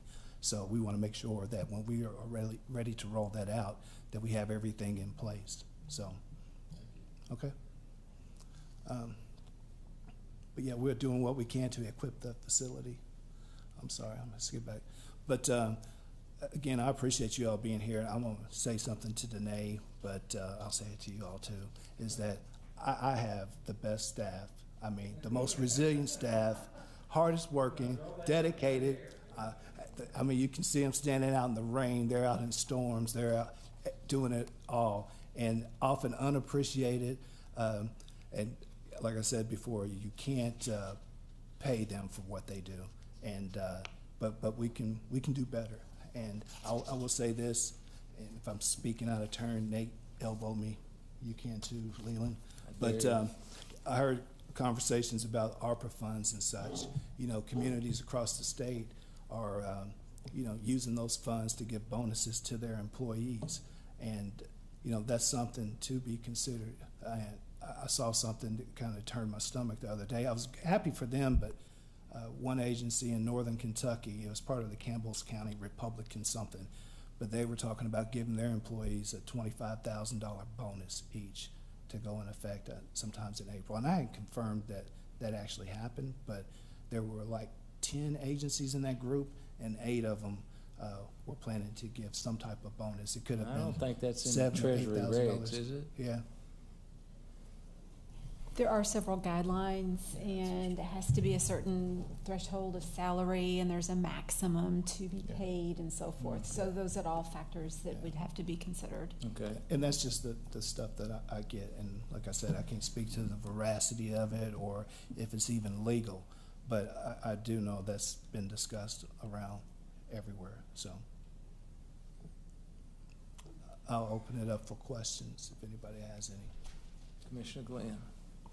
So I ask you every year about this, and that is this, you said our vehicle fleet investment, we didn't spend as much this year. Right. So are we pretty much all now, most of the time when I see officers, I saw somebody pull somebody over the other day, doing a great job. And it was a larger vehicle, it was an SUV. So we're pretty much totally gone to the SUVs, larger profile vehicles? Yes. Okay, we've made that conversion, because Yes. that's what kind of what it looks like. Do we have any black light vehicles? By that I mean the type that they're not marked, and we've been able to purchase them with grants or get any help with that, where they literally don't have any markings on them at all? Our CID, I drive an unmarked vehicle. So we have a number of unmarked. In fact, of the 14 vehicles that we are slated to purchase this year, 4 of them will be unmarked. So for CID and some other positions, administrative fleet or what have you. So yes. Because under certain circumstances, it's better to have an unmarked vehicle, and you don't have as much unhappiness with the neighborhood and that kind of thing. Yeah. I assume you can do undercover work in it. Oh, absolutely. Not that you do, but others. Okay, and then the only other question I've got is when we're talking about the transition to you guys taking over the radio system, did that involve training, or how is that going? No, we have the guru with technology and radio, with Paul Nave. Paul back there, who's coming up next, right? So it was a pretty smooth transition. It's a matter of moving funds, and he was very familiar with it because our previous radio techs, Ron Jackson and John Mask, worked under Paul. So he's very familiar with the needs of the radio infrastructure. Well, the last thing I just want to say is your officers at Neighborhood Alliance meetings and out in the community are making a huge difference, especially J.D. Winkler. So I just want to congratulate. You said you have a great staff. You do, not just in regular police and law enforcement, but community building as well. Yeah. And I appreciate it. Thank you. Mr. Sanford. Thank you, Mayor. Hey, Chief, I just wanted to get a number from you real quick. How much does it cost us on a new hire? Like through training, roughly. Through training, as opposed to, and my question is, long-term costs, if we lose people soon, is it better to pay them up front and try to keep them? Because if we lose them, then we're out that money quickly. See what I'm saying? Well, yes, I understand what you're saying, but the challenges that we have is, unlike dispatch, sometimes they can sit back before we send them to the academy. They are in a controlled environment, and if they tap out there, they figure out this job is not for me. They get that one phone call and start shaking and say, I can't do this. Okay, no harm, no foul. We didn't send you to the academy for 5 weeks. That question came up. The Telecommunicators Academy's 5 weeks. But with a police officer, there's a controlled environment they're in for 20 weeks, and they could make it through because all your situations are controlled. They're by design not to cause you harm. It's as real as it can get. However, there's a difference when you're playing red man using some type of defensive tactics or whatever, and you get out on the street and somebody hits you in the nose. Right. And so we've experienced this over the last couple of years. A person that was 1 week out from graduating from the academy, I suspect they realized that it's getting ready to get real. I'm going to have to go out here and do this. It's one thing to be here in a school setting, a college atmosphere or what have you, being trained, but it's another thing to have to go suit up and go out and deal with all sorts of people that we deal with in the community. So that's why you give that money up, you're going to watch it walk out the door. But what does it cost? Do you know the cost of going through the training? $108,000 generally, I think, to get somebody on the street. Right. Okay. And that number will go up with approved increases. Yeah. Okay. So, because you got the cost of the officer that trains the individual once they get back to OPD. You got the salaries that we're paying to the recruit that's at the academy, the per diem and such. So it's expensive. Yeah. Well, I just want to say I appreciate everything you guys do. You're thank doing you all. A good job with what you. Yeah. Thank you. Commissioner Yes, Chief. You mentioned the covert pole camera. Yes. Do you guys use those very often? Do you just put them up for a week or two, or do you put them up and leave them up? How's that work? We use those when we're working. We've got several of them up right now because of the recent drug bust that we had in different areas, and so and they'll be moved to different locations just because we've got job security in this city, people committing crimes and such.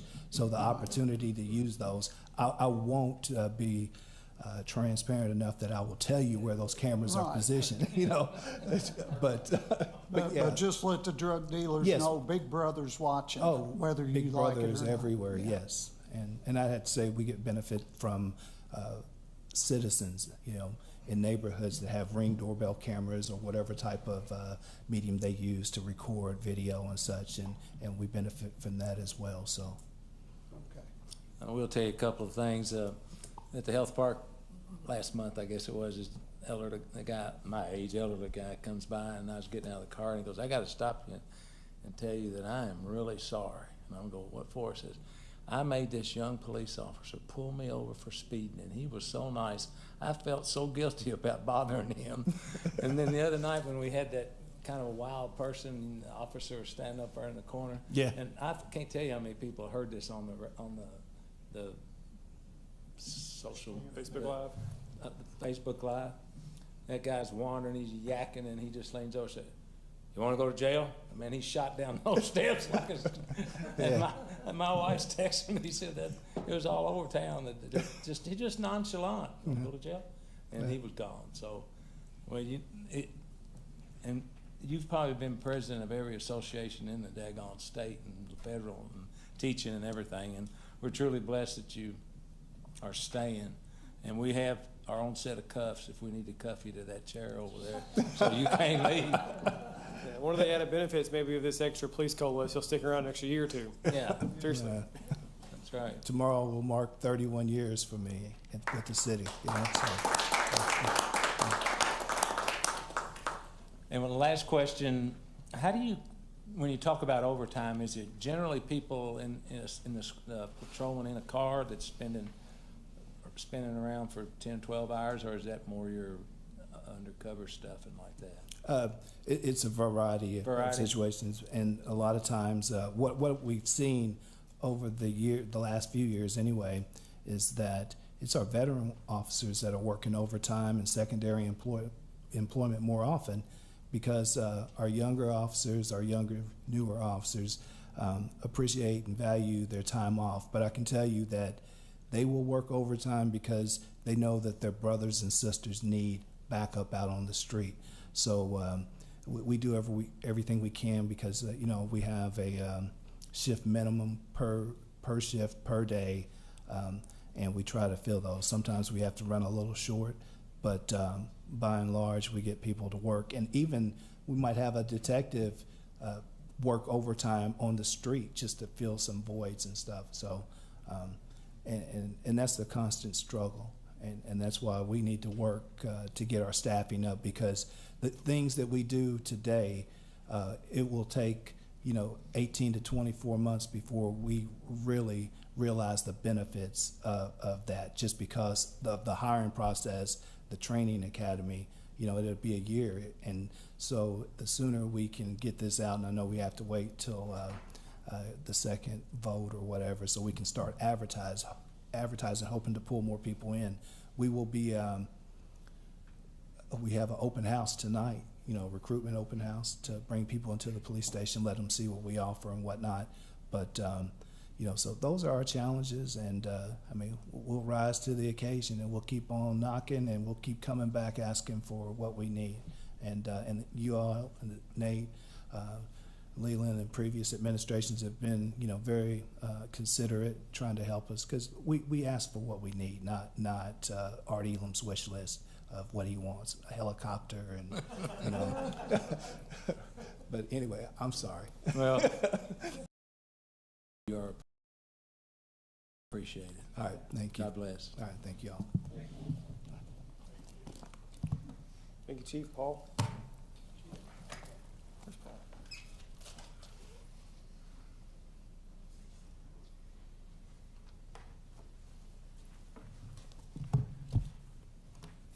Good afternoon, Commissioners, Mayor. Before I get started, I want to say I'm hopeful I'm at this position next year, congratulating or thanking you guys for the pay increase for my staff, because you can see that we just addressed that none of my full-time received a pay increase, right, other than the COLA, and I'm at the almost 15% turnover rate. So it's a plight that I'm dealing with every single day, and I just hope that you understand the plight that we're against, and I really need to shore that up so I can reduce that turnover rate. Commissioner Glenn, thank you for bringing that up. So my budget is $3.22 million. Oh, before I go on, I just want to say during the COVID, my staff was there every single day. When people were home, segregating away from the virus or staying away, my staff was there every single day, answering those 911 calls, and our calls skyrocketed during that time with medicals because people were scared of the virus, right? And we were there answering those calls every single day in that room together, right? Knowing that they could have had the virus, but they were concerned about the safety of the citizens, and they were there. Our budget's $3.2 to $475 million. The personnel is up 4%. My maintenance, of course, maintenance is going up every year with the cost of business. My supplies are down because we do specific replacement plan with our computers, and some computers are replaced this year, and there's more next year, so it varies each year, and that's the biggest caveat there with the supplies. The capital is down because we're migrating from the CAD project, so we're closing that project out this year, and so those are the monies left over, and they'll be distributed back to the government agencies as finance decides how it should be divvied back. All right, thank you. The biggest projects we have is the P25 systems. Just so you know, the county has obligated over $6 million for a county radio project. They're migrating into the cities, so the Central Dispatch will have one complete radio project system. So that means the sheriff, the county fire, the city police will all be on P25 digital, which will make more efficient way of, of communicating, so that we're not patching stuff together with a VHF frequency and a P25 and 800.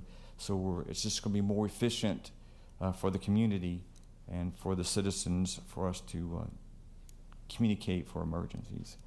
Our CAD ND project is coming to an end with the upgrade, and then our GIS mapping is always evolving because the CAD depends on GIS, just so we can't function without GIS in order to dispatch the correct police, fire, ambulance. And so we're constantly upgrading that with our GIS team. I bet if you would look at Kevin Canburn's expertise in his time, I would say 90% of his time and salary is based on 911, because that's how crucial that we maintain our data. I do updates weekly with our GIS, and that's how crucial it is. That's all I have. Any questions for me?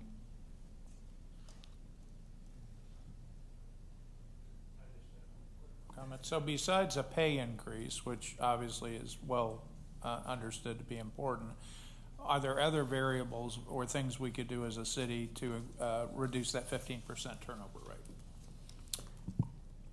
You know, I think that the biggest obstacle I have is pay at this point. You know, as you know, when you start a job, you don't know what you don't know, right? And that's what people just don't understand, what it's like to be behind a call when you have a baby that's choking, or you have someone taking their last breath on the phone with you, or unfortunately some people have committed suicide on the phone with my dispatchers, talking to them, and they actually commit suicide on the telephone with my staff. And that's endured every single day with my staff, right? And when I lose a dispatcher or a telecommunicator, I just don't lose the position.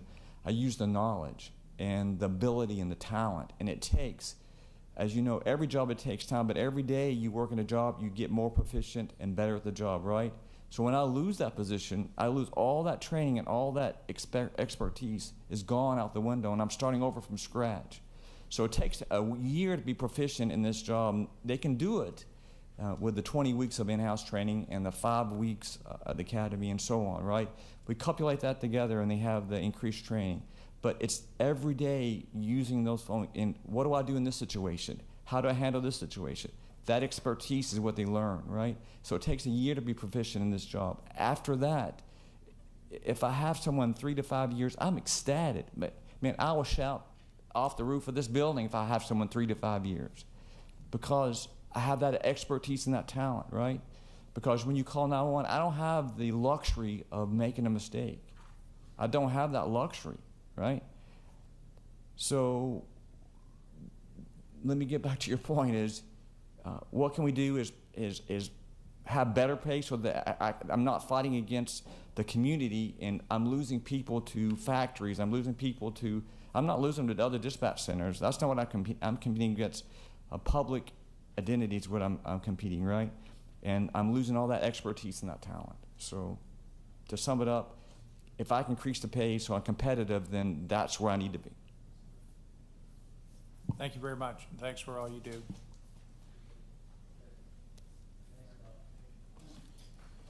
Okay, thank you to Paul and Chief. And now we transition to Parks and Rec and Director Amanda Rogers.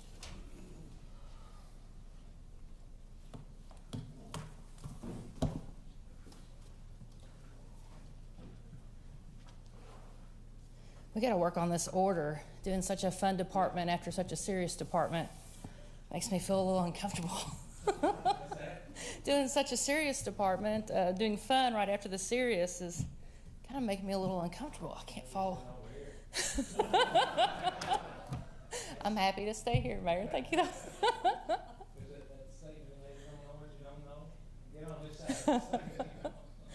That is so true. Well, thank you all for the opportunity to present some more information about the Parks and Recreation budget for the upcoming fiscal year. I'm going to be briefing from pages 63 through 105 in your budget books if you're following along. But the current slide you see is the org chart for our Parks and Recreation team, which is 194 team members strong. We have 16 full-time staff and 178 intermittent or non-full-time employees. Those employees are the faces you see at your admissions counter, at the ice rink, or at the pool. They're the lifeguards. They're the supervisors that manage those locations that we operate. Those people are responsible for over 960 acres of property and 27 different physical locations.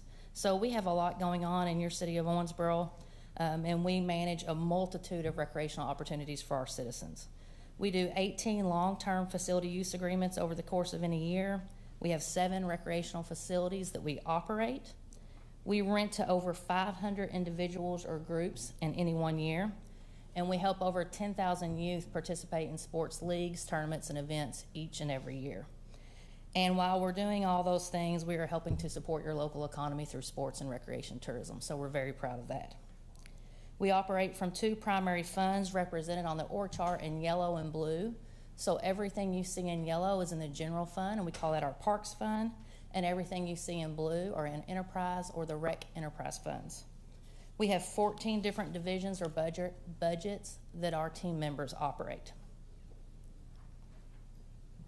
The Parks Fund, which is in general, that's all the money that's housed to operate our green space parks, open play, sport fields, courts, general park programming, gazebo, shelters, playgrounds, and all of those opportunities for our citizens. We have 6 full-time employees dedicated to those services and 55 intermittent employees dedicated to those efforts. Those are locations such as the Atkinson Greenbelt Park, Rudy Mines, the Benna Halls portion that is not golf course, Dugan Best Rec Center, Smothers, Legion, Moreland, and so much more. Our total expenditures in the general fund are $4.2 million, which is a 3% increase over last year. Those increases are represented in our personnel department for the COLA and associated accounts that go with that, such as retirement and Social Security. We have a few more planned maintenance projects in some of our facilities represented in that 1% increase in the maintenance category. And then we have an increase of 27% in the other category that's primarily reflected of the addition for funding for the Parks Master Plan. We also operate out of the Recreation Fund, which is enterprise funds. We have 7 different enterprise divisions.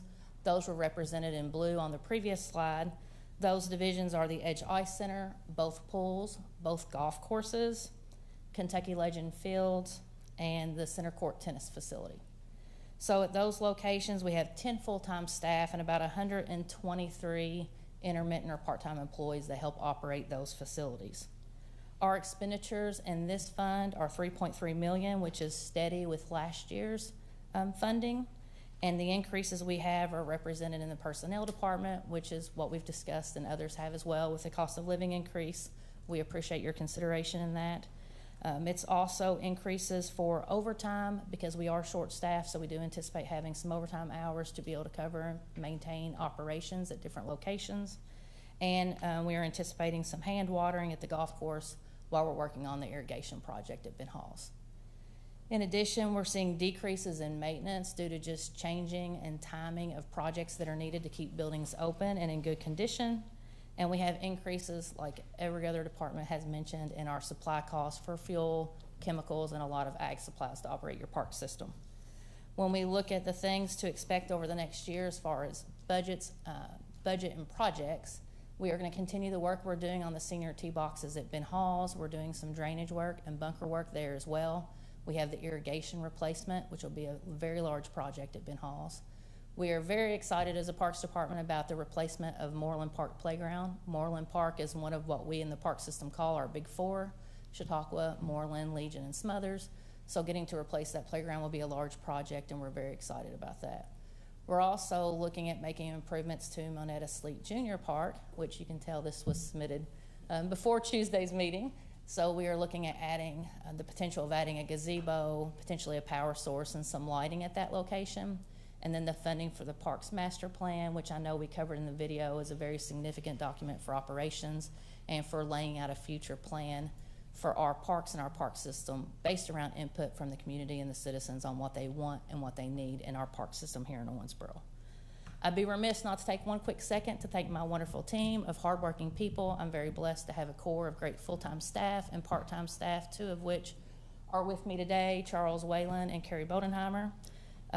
They're a very dedicated group of people that serve our citizens, that want to make sure they continue to provide the legacy of green space for our community and for our future generations, and just provide a lot of recreational opportunities for our citizens. And that concludes my presentation. I'm happy to answer any questions. Okay. Questions? I got a couple. All right. I hope I have answers. Batting cages, are they on the process of being built out? Yes, Bryson and I are having conversations. We're looking at locations. Right now, we're kind of leaning towards doing them inside of the complex between the red and the yellow field. Okay. Can you evaluate your advertising budget, and when you advertise in the paper and on the radio and stuff like that? How do you quantify that as being beneficial? Well, we focus our advertising dollars on our enterprise funds, and they're primarily focused on the locations that generate the most revenue and that can decrease our subsidy the most. So the majority of our advertising that we spend money on is focused on the golf courses and on the Edge Ice Center. We have some general park advertising that we use a couple times a year to do high registration times, such as shelter registrations and spring going into summer when all of our facilities are open. We have significantly decreased where we're spending money with the newspaper. We're just not seeing, other than the golf courses, we do a lot of newspaper advertising at past sales time because we do see a lot of senior pass sales where people are still accustomed to using the newspaper heavily. So we really look hard at how we market. We do not have a dedicated in-house marketing person. But as most people in the private sector, and I'm sure you are well aware, Mayor, with your previous job, about 10% of someone's private sector budget is driven towards marketing to get people through their door. We don't have the luxury of that 10%, but we make the very best use of those dollars that we have, and we spend a whole lot of time and effort on social media, which tends to be a wonderful place. I don't know if you followed our advertising campaign of Hambushed, which was the rubber pigs that we put throughout the parks. Oh, yeah, I and we did. I had to pictures. put some of those pigs out myself. Yes, the whole point of that was to grow our social media followers, and that did exactly that. We got about 2,000 extra followers through the process of that. So we're understanding the value of social media, and that is really more labor and time. It doesn't really cost money, it just costs time. So we're really focused on that. Okay, the cutest little 8-year-old come to me at the river park at the symphony thing and wants to know why we can't have the zip line back at Legion Park, maybe it was, or Moreland, whatever it was. Yeah, we are working on replacing the zip line with a metal track system. So it'll be a similar thing to the zip line, but not exactly the same. We experience so many issues maintenance-wise over and over and over and over that It got so much use that That's what I'm the saying. cable itself just couldn't be maintained. I see. And the trolley system that was on the cable, there were issues with that. So trying to make sure we can maintain something that provides a good recreational opportunity without, it got to where it was down more than it was up. And it was a warranty issue, so then they had to come back in and fix it. And getting out of that cycle, we are going to replace it with a track system, which will have a similar type of ride. Okay, well, she said she'd come and thank us at the commission if you put she called it a zip line. And finally, I bring up again user fees for our facilities like golf and skating and stuff like that. Just came back from a trip, and not being a resident of Florida, I paid 10% more than the people I were playing with that were from Florida. Why can't we look at that when we have $450,000 subsidy or so at Ben Halls, and I'm trying to recall 80 something at Hillcrest that we can't instant, because I go, I see cars with license plates with Hancock and Muhlenberg and all that stuff. Just curious your opinion. I bring it up every year and I get knocked down every year, but I think it's a simple way to, offset some of that subsidy that we do at the parks. Yeah, I will happily look at it again this year at a little closer depth than maybe we have in the years past. I think the struggle for us is always trying to determine where is that line that we're not driving business away, but putting the very most we can put in our pocket and still stay competitive in the marketplace that we're in. As low as Looking it costs those to two play golf locations. at those two clubs, I mean, Yeah. A minimal increase to help, reduce the subsidy would make, too much logical sense for me. And we did increase 2 of our fees with weekday and weekend play at Ben Halls and Hillcrest both in this budget. Thank you. Yeah, I gave you your chance. Oh, okay. All right, thank you, sir. Mason Park, not just the park, but behind it, there's a ball field between Dugan Best and that. Is that under the purview of the Dugan Best Center? I'm sorry, There's a baseball field. Would you repeat your question? Sure. I apologize. Mason Between Park, Mason Park, if you walk on a vertical line toward Dugan Best Center, there is a baseball field, unless they've torn We're it talking down. about behind Public Works? I don't think it's behind Public Works. It's between Dugan Best and that center. They used to play baseball there. My son played it. Yeah, well, Yeah, that was James Mason Park. Yes. And right now, the ball diamond has been removed. When It they has been expanded the recycling center, it was Okay. removed at that time. So that's been several but I was years just ago. thinking that used to be a good resource. I mean, you could practice there, and some of the leagues played. Okay. Yes, that has All been right. gone since the recycling center. How's was installed. futsal going at Legion? Futsal, street soccer. We are working with Ty and Duncan and Nico Zagisalahu again, and we are going to start a league this summer. So we're looking at a school league this summer, working in partnership with those gentlemen. So we're very excited about that. My last question from Neighborhood Alliance conversations: the restrooms at like Kendall Perkins Park and so they've complained. Folks have complained that you go in there and it's extremely uncomfortable. I'll leave it at that. Do we have any plans, or are there any possible ways to improve the accommodations in there? I would say the reason we have those accommodations, the stainless steel fixtures in several of our restrooms, are because glad the you amount said it. Yeah. we call them jailhouse fixtures, is because they hold up to vandalism. So for us to be able to financially be able to maintain those locations as accessible restrooms for the public, we have to go with a more sturdy commode and more sturdy sink fixture, because we've had so much vandalism that we've switched those out. We don't have those at every location, but after we've gone in and replaced fixtures time and time and time again, we typically go to the sturdier fixture to minimize that cost and that labor and that time for the city. Thank you. Appreciate all you and your staff's great work. You're welcome. Thank you.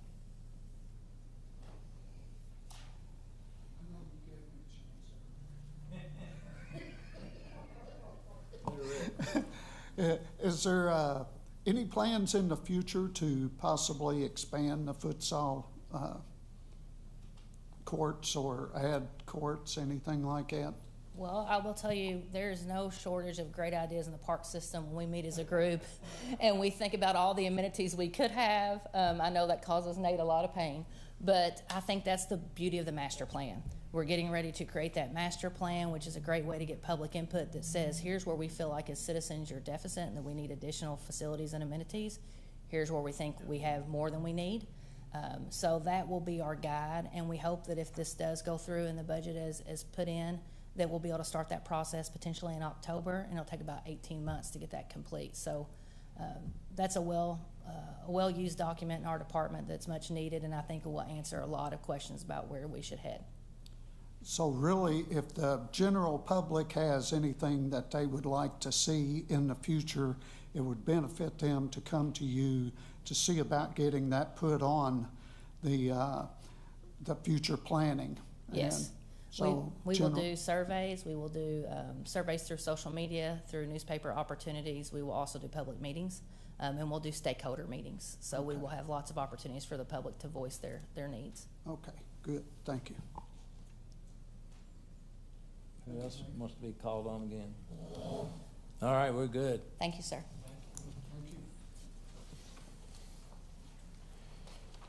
Thank you, Amanda. Next up is Public Works and Director Stephen Franklin. I think may make some introductory comments.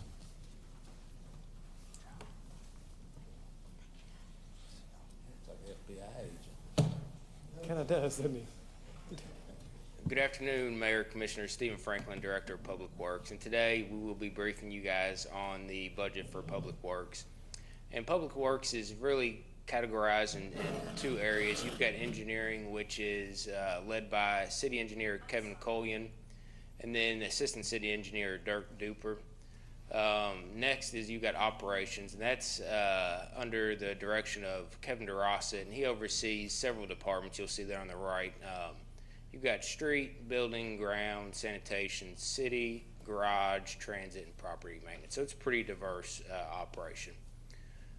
With that said, we're going to start with engineering, and Dirk Duper, Assistant City Engineer, is going to brief you on engineering's budget along with some infrastructure numbers. Good afternoon, Mayor and Commissioners. I'll be briefing engineering. Engineering is part of the general fund. We have a staff of 10 employees and 2 part-time summer employees. There are no increases in our staffing this budget.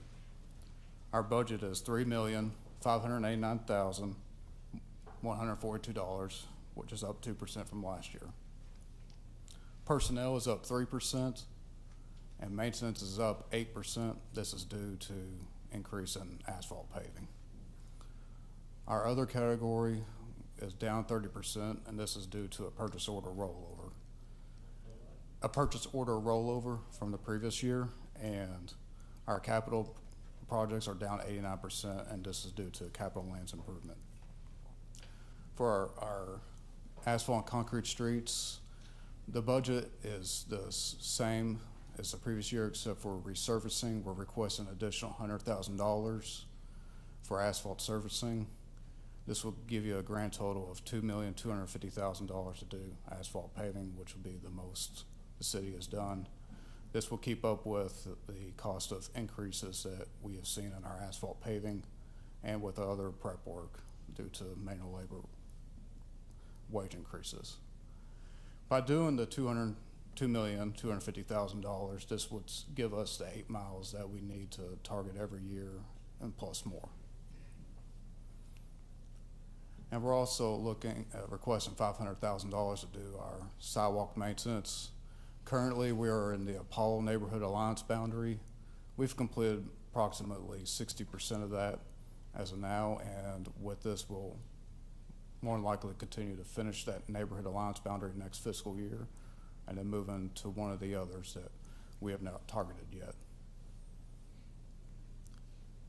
And that's it. Any questions?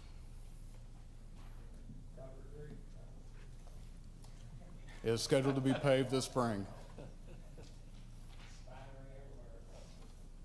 Thank you, sir. You're welcome. So a lot of us have heard about the issues about flooding in the York area, and you and I talked about where just a quick update, where are we at with, trying to address that concern?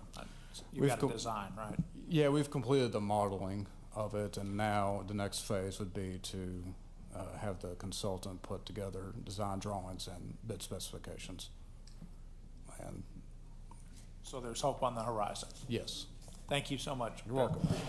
Thank you, Dirk. For some of this may have been the first time you've seen or met Dirk, so I'm glad that he was able to do this. Dirk's also a recent graduate of Leadership Owensboro. He participated in the class last year.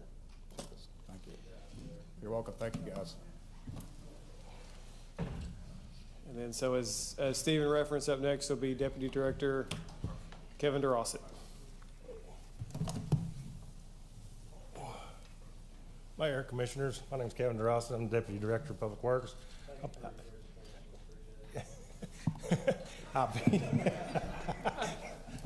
Okay.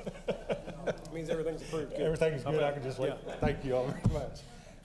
First of all, I want to thank all our staff. If it wasn't for our staff, we wouldn't be able to do what we do, and I really appreciate the men and women that take care of us. But first of all, I'll be giving you a small presentation on the street department budget. Our street department, which includes traffic division, is part of the general fund. They're responsible for the maintenance of streets, sidewalks, striping, signage, snow removal, and storm response. The department is staffed with 16 full-time employees, 2 seasonal employees. All full-time staff are required to hold a commercial driver's license to assist in winter weather operations. This year's total budget is $2,519,764, which is down 30% from last year due to 4 key factors. Personnel is down 1% due to health insurance enrollment changes and workman's comp.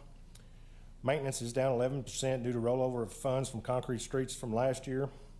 Supplies is up 13% due to pretty much fuel cost.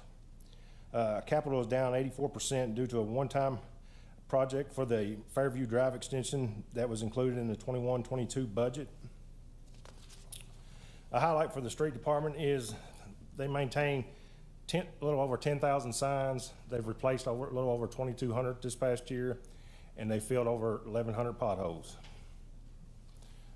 That's my presentation for streets. Do you have any questions on that one?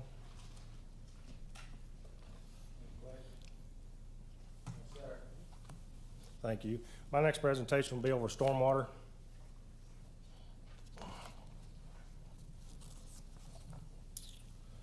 Stormwater is part of your Community Vision Fund, which is responsible for the maintenance of the stormwater system and ditches. The department is staffed with 4 full-time employees, 4 seasonal employees.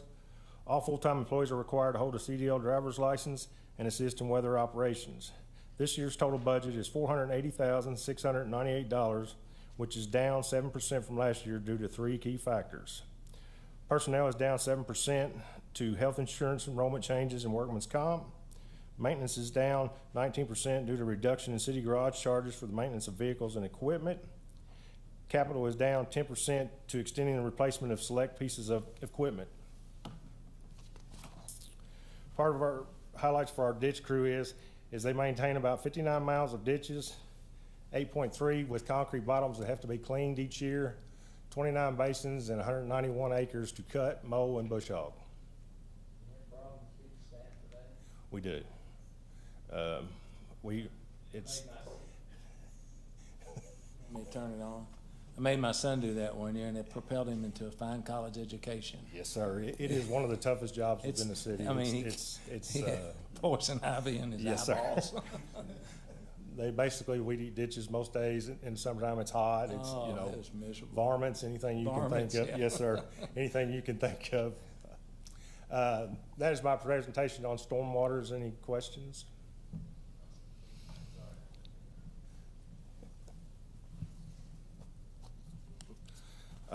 The last presentation I'll do will be over property maintenance. Our property maintenance is part of the general fund, which performs inspections related to compliance with the property maintenance ordinances and assists in the enforcement of sanitation codes. The department is staffed with 2 full-time employees and 2 part-time employees. This year's total budget is $454,327, which is down 4% from last year due to 3 key factors. Personnel is up approximately 3% due to salaries and other employee benefits. Maintenance is up 146% or $7,000 due to increase in building maintenance charges for boarding and securing structures and an increase in city garage charges for the maintenance of vehicles. Other is down 11% due to rollover funds for demo. Some of our highlights for community neighborhood, they've had 1,806 complaints received They've done 1,380 initial inspections, 3,700 re-inspections, 352 notice of violations, 120 citations, and they've put out 72 liens for $171,965. And that's my presentation for property maintenance. Do you have any questions on property maintenance? I can't help but notice that 3,773 re-inspections. Why is there so many of those? A lot of times they go back after their initial inspection to check to make sure what we've asked them to do has been completed. Sometimes it is and sometimes it is not. And we have to go again. Okay. Yeah, kind of put some heat on them, so to speak, Yes, to sir. get it done. Okay, thank you. I appreciate y'all. Oh, I'm sorry. Thank you, Mayor. Several years ago, we added another full-time position, because wasn't Joe the only, he was like Abby, a one-man band. Correct. So a lot of cities, talking to some of our staff, including I think our city manager, I'm looking at you, other cities like Bowling Green have probably 5 or 6 property maintenance folks. And I'm not trying to put you on the spot. Do you think that some of the efficiency of your department in this area would be improved if we had one more full-time person? Like I said, they do a lot with a little. We have added a part-time staff who's helping with grass mowing and things like that, so it has helped. But anytime you could add staff, certainly, yes, it would help the process. Okay. Thank you.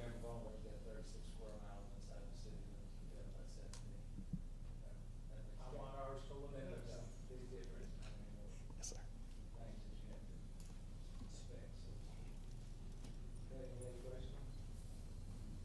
I thank you for my presentation. I'm going to turn it back over to Stephen Franklin. Thanks, Kevin. We've actually added, Commissioner Glenn, we've actually added 2 or 3. We had one full-time, we added a second full-time, we've added a part-time inspector and then part-time administrative help. So they've gone from 1 to really 4 people over the last probably 2 to 3 years. Well, and this is we're coming into their busy season. Exactly right. Exactly right about that. Okay. All right, so I'm going to pick up on facility maintenance, and I'm going to begin with buildings. So buildings is an internal service fund which is responsible for the maintenance of public facilities and city buildings. They also assist in festivals, special events, and severe weather response. This year's total budget is approximately $1.5 million, which is down 18% from last year due to 3 key factors. First, you have personnel, which is down 10% due to retirement and health insurance enrollment changes. Maintenance is down 17% due to timing of building projects, and capital is down 54% due to timing of capital projects. Next, we've got grounds. Grounds is part of facility maintenance as well. They too are an internal service fund which is responsible for the maintenance of city grounds to include parks and recreational areas. They also assist in festivals, special events, and severe weather response. This year's total budget is approximately $2.5 million, which is down 5% from last year due to 4 key factors. Personnel is down 2% due to retirement and health insurance enrollment changes. Maintenance is down 7% due to a decrease in city garage charges for the maintenance of vehicles and equipment. Supplies is up 20% due to inflation of goods and rising fuel costs. And other is down 18% due to rollover of contractual service funds from the prior year. So here you can kind of see a few responsibilities and tasks that both buildings and grounds will achieve this upcoming year. So a lot of it is park maintenance. You got Arbor Day, tree planting. You've got just general maintenance, and then there's some projects that buildings will try to complete this year. Examples would be carpet replacement OPD. You've got several interior paint jobs, exterior paint jobs, and HVAC replacements. So I'd be happy to answer any questions on facility maintenance. If not, then I'm going to move on to the next department, which would be the city garage.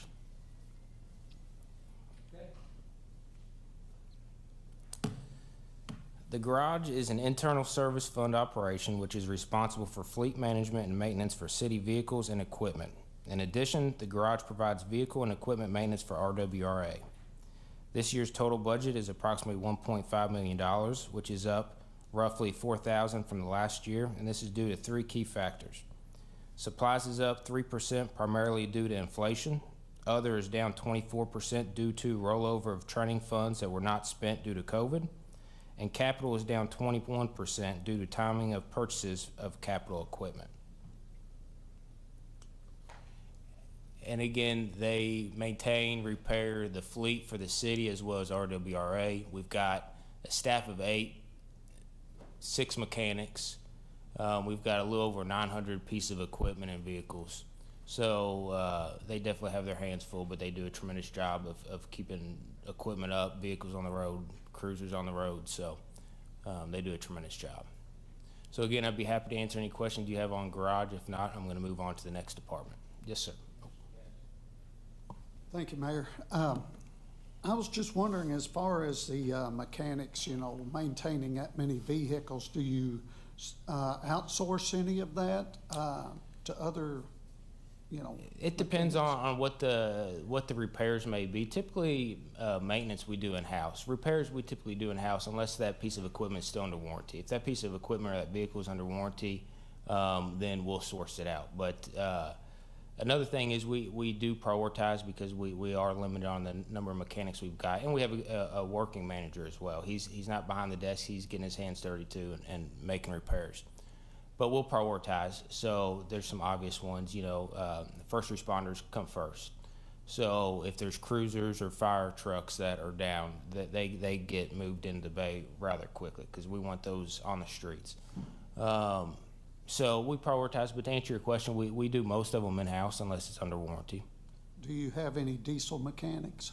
We do. They're all, they're kind of like a Leatherman. They can do just about anything and everything. So whether it's a small 2-cycle engine to a large fire apparatus, they're all well-trained and well-versed. Personnel, are 6 mechanics enough, you feel? Or? Well, it's kind of like Kevin said earlier on property maintenance, more the merrier, but they're able to keep the city fleet up and running. So I hope that answers your question. Okay.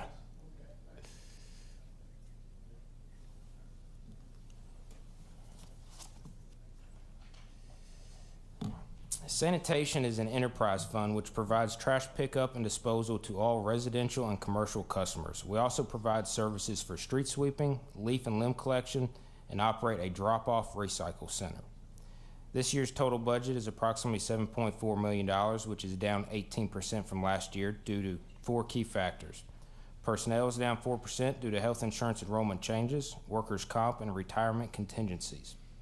Maintenance is down 17% due to a reduction in city garage charges for the maintenance of commercial, residential, and leaf waste vehicles and equipment. Supplies is up 50% due to rising fuel costs as well as price increase for dumpsters and toters. Capital is down 72% due to timing of purchases of capital vehicles and equipment. Here are a few highlights. We had 12 neighborhood alignments participate last year. You can see we collected a little over 231 tons. We collected slightly over 2,000 tires. Below that leaf season, it was a busy year as well. Solid waste is up there. And limbs, we almost collected 800 tons of limbs. So they provide a great service to our community. I'd be happy to answer any questions for sanitation. So are you going to be needing any new vehicles in the next year or two, you know, new sanitation trucks to replace out or swap out aging parts of your fleet? We've got a few. This upcoming budget, we're actually budgeting for 1 front loader and 2 leaf machines. That's why you saw a reduction in capital, because the year prior to that, we actually had 6 trucks, 1 mini sweeper, 1 trailer, and 4 chippers. So that's why you saw the decrease in capital. But yeah, we are planning to purchase 1 front loader. Well, I just think the Neighborhood Alliance cleanups, the recycling center, all the things you keep, all those balls in the air, you do an awesome job, and so does your staff. Well, thank you so much. Thank you. First responders of a different breed. That's what You're right. Exactly. You're right. They're working holidays, early mornings, you name it.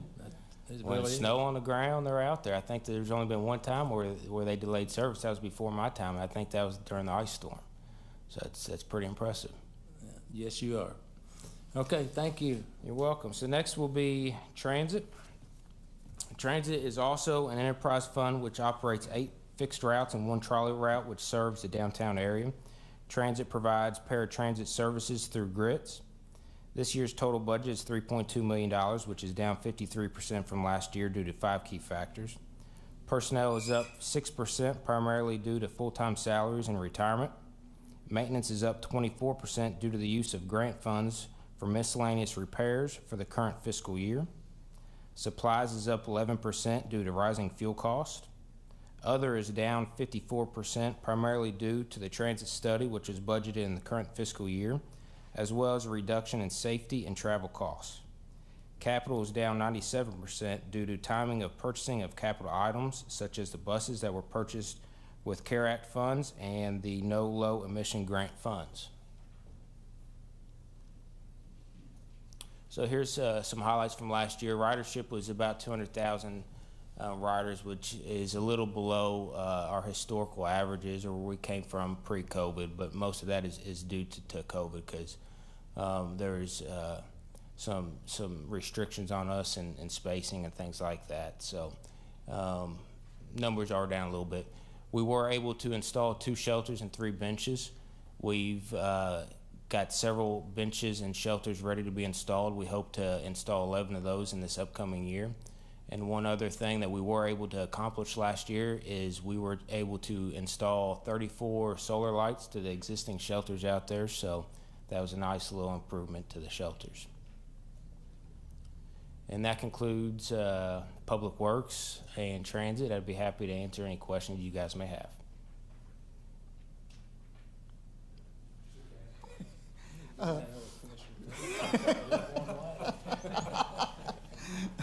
I like to make it difficult for you, Mayor. As far as those solar lights, do you think they're pretty good? They work pretty good overall? I believe so. They're commercial grade. They're installed properly, facing the correct direction for the most sunlight possible.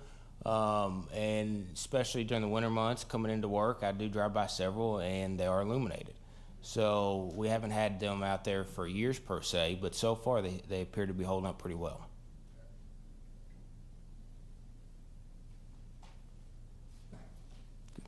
Thank you, guys. Thank you, Stephen. Whenever I speak to groups like Leadership Owensboro, I talk a lot about Public Works because generally I think the community is really surprised at how big and how expansive the operations and how big of an operation it is. So, Stephen, thank you for your efforts. So, guys, we're almost there. We're transitioning now out of the departments to some of the more general things. And so, Leland will go with non-departmental. All right. So, non-departmental, one of the, I guess, 3 of the bigger issues this year. We currently had $715,000 for Northwest incentives. I know Commissioner Maglinger and Sanford were helping with that and part of, kind of championing that along with community development. There'll be an additional $400,000 in there this coming year for a total of $1,115,000.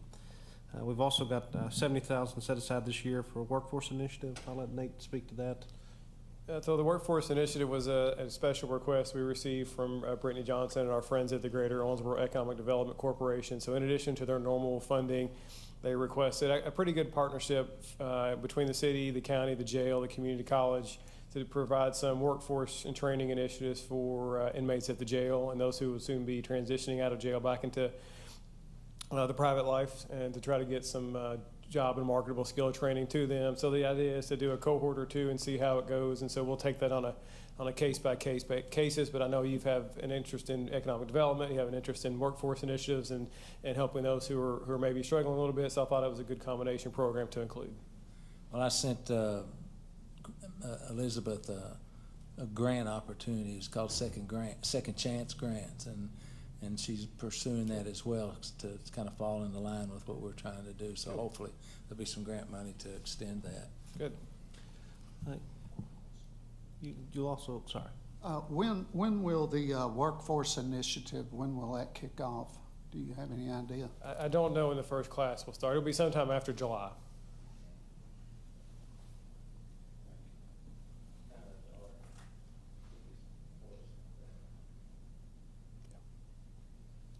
All right, you'll also see a flurry of activity this year at Max Rhodes Park, a new park sign going in, obviously, historical markers, a new covered area that can be utilized kind of like an open-air shelter, and also basketball courts. And I have to thank OMU, Austin McLemore, who's been great to work with. They'll be pulling out some of the utility poles that are set in the middle of the park and realigning those. And he's coming up with a scheme to try to relight the park a little bit with security lights to add to that at night, to make that a little more secure. So they're always great to work with and help us out when we have situations like this as well. That's all I have on non-departmental. Okay, next Angela will present information about the TIF funds. Yes, for the next slide, you'll see information up there for the 2 TIFs that we have. And then they're the tax increment financing arrangements that we have with the state. And it's beneficial to us wherein the state incremental tax revenues generated in these areas, the state reimburses back to the city. So for the first one, the Gateway Commons TIF, you'll see that we're budgeting revenues expected to be received from the state in the amount of $800,950 and local revenue of $288,730. The expenditures, we're budgeting a general fund administrative fee of 2%. This is standard for TIFs throughout the state. It's to cover the administrative costs of the TIF, such as staff time, consultants, attorney fees, and so forth. The approved public infrastructure represents appropriations to GW Development, Regional Water Resource Agency, and the city as outlined in the Master Development Agreement, otherwise known as the MDA. Then for the downtown TIF, you'll see that we're budgeting revenues of $340,550 from the state, $341,910 for local revenues, and $741,290 transfer from the general fund for a total of $1,423,750. The transfer from the general fund is needed to subsidize the debt service requirements for TIF-approved public infrastructure, such as the parking garage and the Bluegrass Museum. And we're also budgeting a 2% administrative fee for the downtown TIF. If anyone has any questions, I'm happy to answer. So the downtown TIF's not, we're still subsidizing that out of our general fund. Yes, things hadn't gone quite according to schedule, and the first thing that comes to my mind is that third hotel. The third hotel was slated to be the single biggest revenue generator for the downtown TIF, and so there's that delay of that timing. And then, of course, with the Lorica moving out, that's also been somewhat of a hit. And so we're hopeful that at some point in time the TIF will be self-supporting on the debt service when the third hotel gets built and we get the Big Rivers Electric Corporation office down there. That will help as well. And hopefully Bell Bank. Pardon? And hopefully Bell Oh, Bank. yes, Mayor. Okay, now we'll go back to Assistant City Manager Leland Hancock for the Year Community Vision Fund. Thank you, Nate. The allocations this year for your community vision were $6.9 million. Those are broken down into 3 major categories for the chunk of those funds. 3.3 going to stormwater, $190,000 going to debt service for parks projects, and then Public Works gets the remainder of that 3.4. A good portion of that goes to KIA debt service, and the other portions are broken up with debt service as well, but KIA ate up a ton of that with a lot of the stormwater work we've done. So of that stormwater work, we've got the city maintenance crew that Kevin DeRosa spoke about previously, maintaining and mowing all of those ditches in town and the basins and the different work. A ton of work goes on, a lot of tough activity. I know he spoke to some of the things that go on. I can just, the snakes and the different animals they run into in situations. Those guys and girls work their butts off, and should. We've seen a few run out of the ditch before, and I'm sure they would like to have had a GoPro or something on to video those humorous moments. You've also got projects outsourced that Dirk Duper manages as well, and RWA's projects. So you all receive a lot of complaints sometimes or concerns from citizens that call in. They go to Stinko in the yard, in a street, and those types of issues. And Dirk is quick to jump on those, and these funds go to make those repairs. Moving on this year, something that the city typically doesn't do. 4th Street Bridge is going to get a new overlay. and so will Byers Avenue Bridge. Engineering will oversee both of those projects. Basically, they'll come in and hydroblast that concrete off. They did a similar project on Old Hartford Road in front of GE a few years ago, and the finished job on that was spectacular compared to what it looked like previously. So those are two that typically don't go on for us, but engineering handles those, and they do a fabulous job with that. I believe, Mayor, that was part of the trade where we acquired 2nd and 4th Streets from the splits on the east and west end, and the and the Ben Hall State Park in exchange for the state office building property downtown. That's correct. Before our time, yes, sir. Any questions on your community vision projects before I hand this off? No questions? Okay, up next for the first time briefing the commission will be Whitney Brown. Whitney's an accountant. That's right, she's an accountant in finance, and so she's been a valued member of the budget team for the last several years, and so she will be briefing you on the agency funding.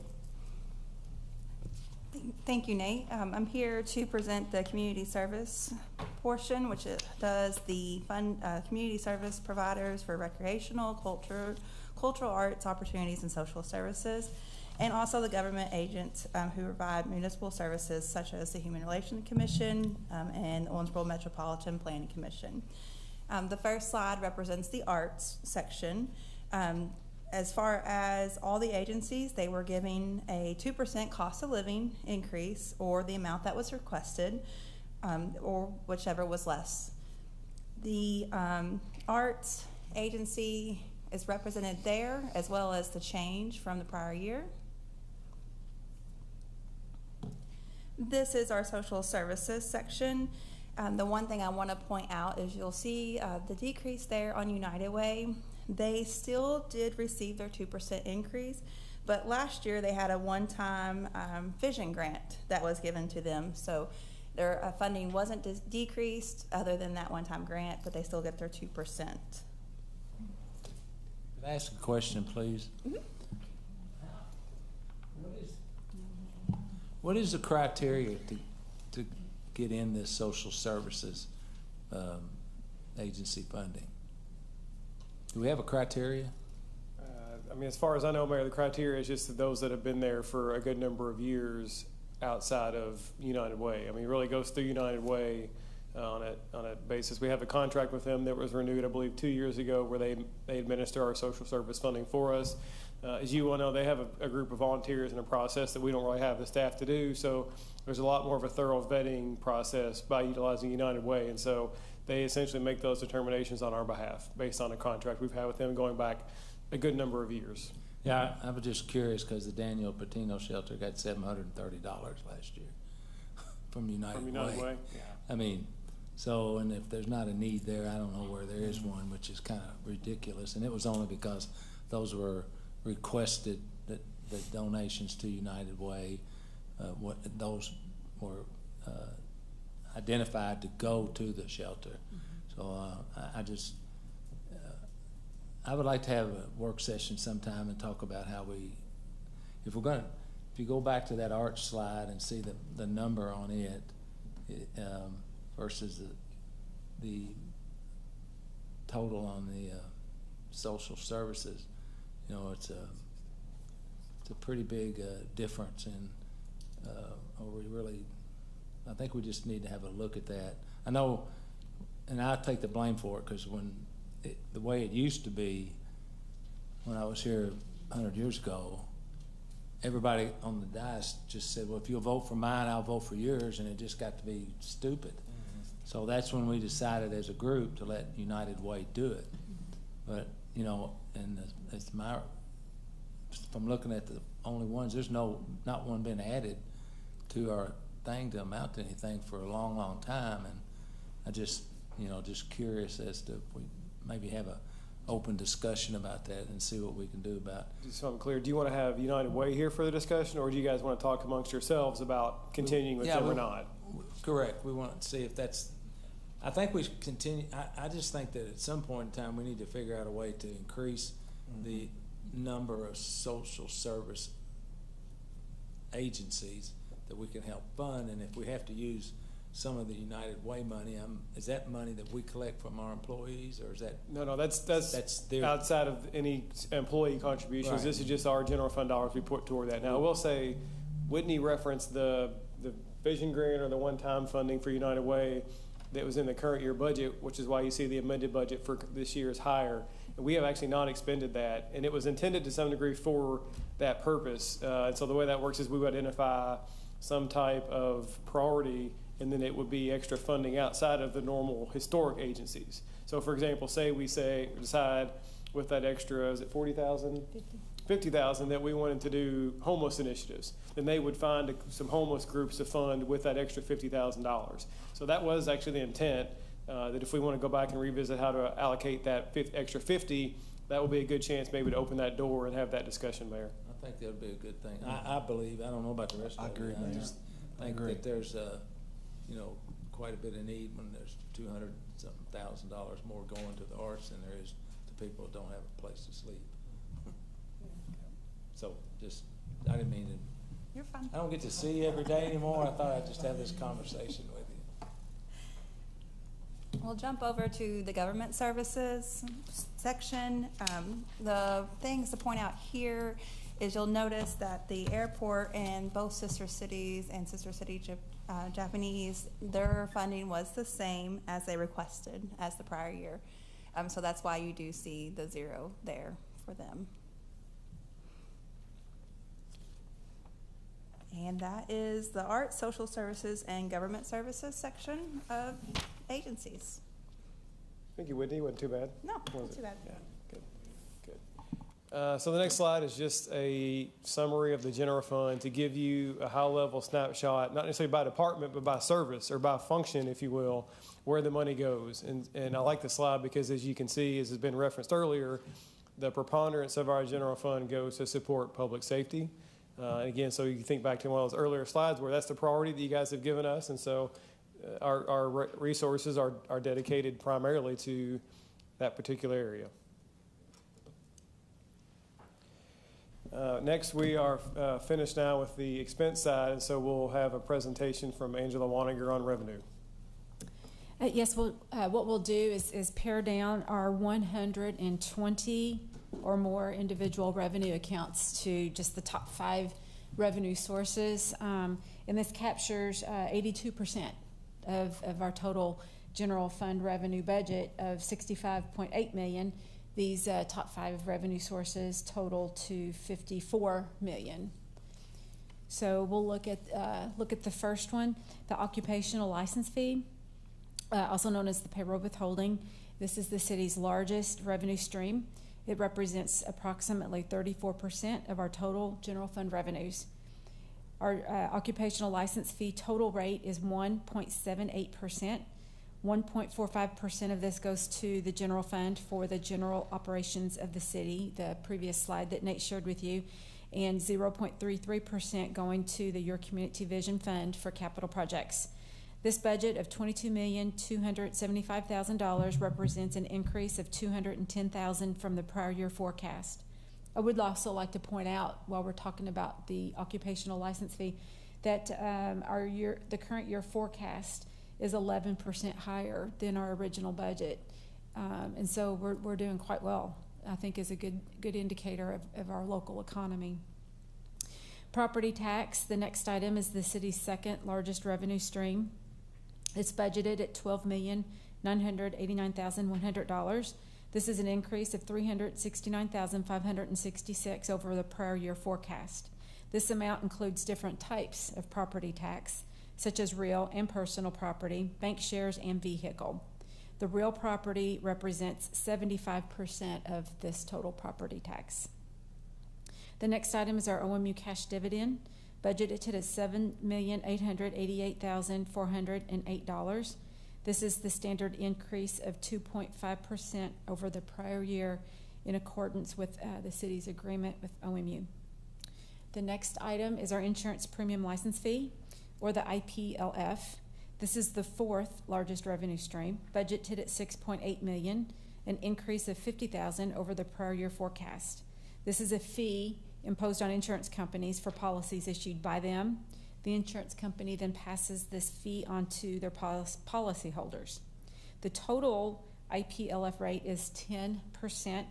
6% goes to the general fund, and 4% goes to the Downtown Revitalization Fund, dedicated to pay the debt service for the downtown revitalization. And our last item, our net profit license fees, is budgeted at $4 million. This is an increase of $200,000 over our prior year forecast. This fee is much like a local income tax on businesses. The total net profit license fee is the same as our occupational withholding.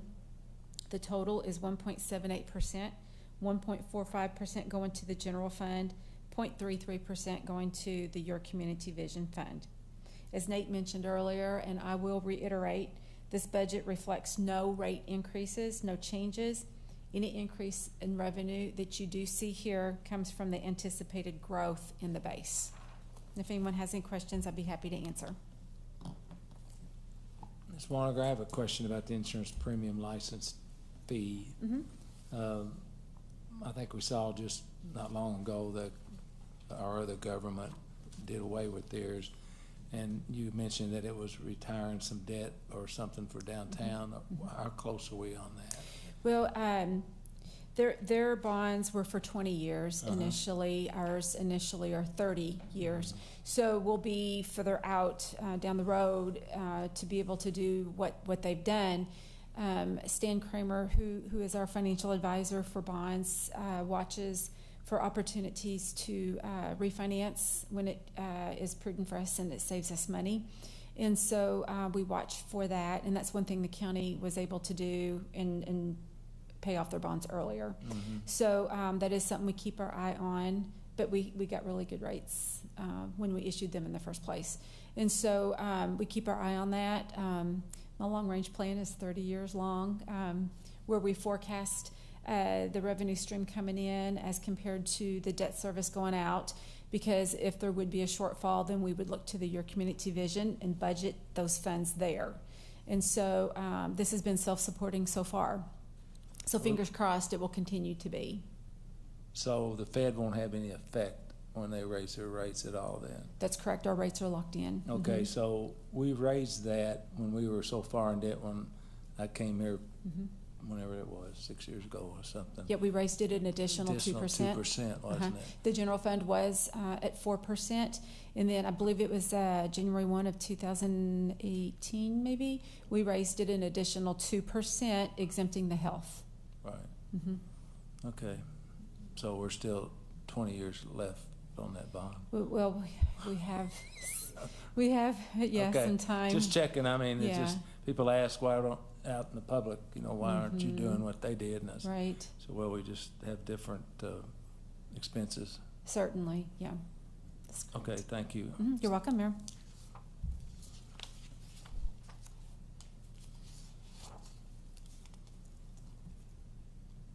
The next slide is the forecast for the city.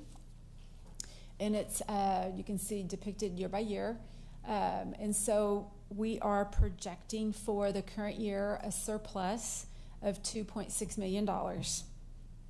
So back to the beginning, the long-range plan, when we prepare that, it takes into consideration several factors, such as our economy, the effects of our 2 TIFs, and impending changes in legislation. And this is forward-looking out to 2027. Also, the cost of health insurance, state pension costs, and the increasing cost of maintenance and supplies, such as asphalt, building materials. All this is factored in. Thanks to both the local diverse economy and the wise city leadership, Owensboro has a healthy general fund balance, as depicted on the screen. You see $29.6 million is the projected fund balance should we achieve that $2.6 million surplus.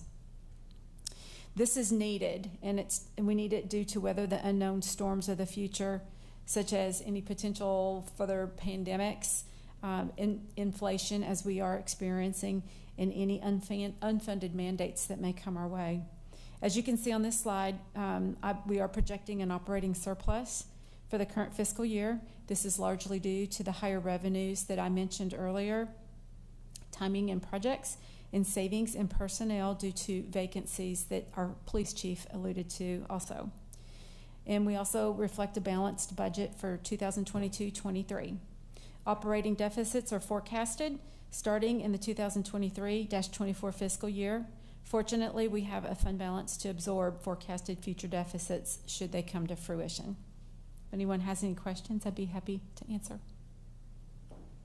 Good. So the GFOA standard on this is have $10 million in the bank, is that, am I reading that right? Okay. That's correct. Go yes, ahead, I'm sorry. You're correct, Commissioner. And in fact, I'll be speaking more to that GFOA standard on the next slide. So you're one step ahead of me. Oh, I'm sorry. No, Well, you're fine. when you get there, is somewhere bind it up and Okay. talk about Moody's and our bond rating, if you can tie it. Be happy to do that. So our next slide, this graph shows our general fund balance by the blue bars. And the yellow bar this red bar reflects the minimum desired fund balance per the fund balance policy that the Commission adopted, which is also the GFOA's recommended best practice.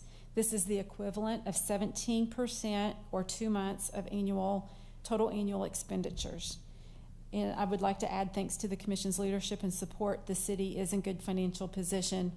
And it just makes me think back to the time when we were forced to do some rate increases, fee increases, property tax increases. And to speak to what Commissioner Glenn asked me to address, we did get downgraded by Moody's twice on our ratings because property tax increases were not taken. We were experiencing deficits for 2 or 3 years in a row. And so when I say thanks to the Commission's leadership and support to take that bold move to do the right thing and take those property tax increases, Moody's recognized that.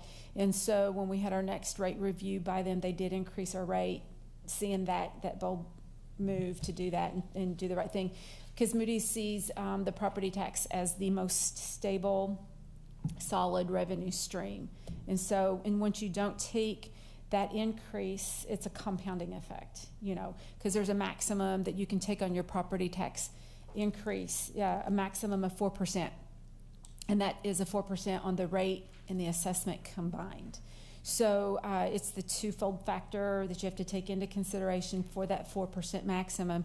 And when you don't take advantage of that, and I understand there's maybe some years that you can't, I understand that, but when you don't, it's a compounding effect that rolls over, and it can be a rather large amount.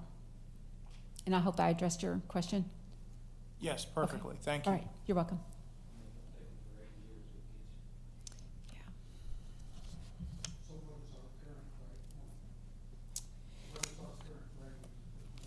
'A2. You're welcome. Well, Mayor and Commissioners, that concludes our prepared remarks. It's been a relatively lengthy afternoon. I feel like we've covered a lot of ground, and you've asked many, many good questions. If you have any subsequent questions, of course, let me know, and we'll address those as best we can.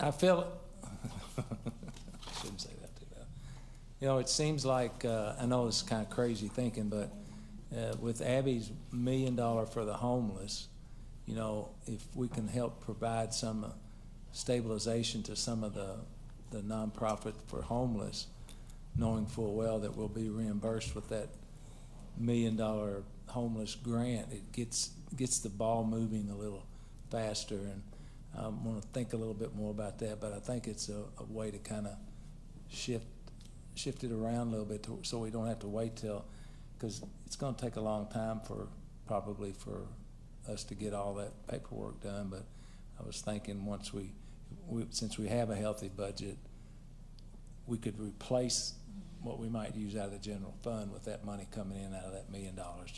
Just thinking out loud. So y'all know more about that stuff than I do. It might be too simple, but that just seemed like a way to speed up the process. Well, those are good thoughts, and we'll put some thought behind that and have that at the work session next month or two. Okay, thank you. Who? Mayor. Oh. I'd like to just make a comment. I want to thank Nate and all the department heads for making the videos that we got before this meeting. They got into some details of the changes of the budget, which is very hard to find in 100 pages of numbers that we have here. And so it helped me dig into it and get my questions, a lot of my questions answered before we even got here. So I appreciate it. I think it's a great idea. Thank you. So that's why you're so quiet today? You already That's really it. You already figured it out. And if it wasn't questions that I had already got answered, everybody else Good answered. Okay. Anybody like to make a motion to adjourn this? By acclamation, we are adjourned. And now,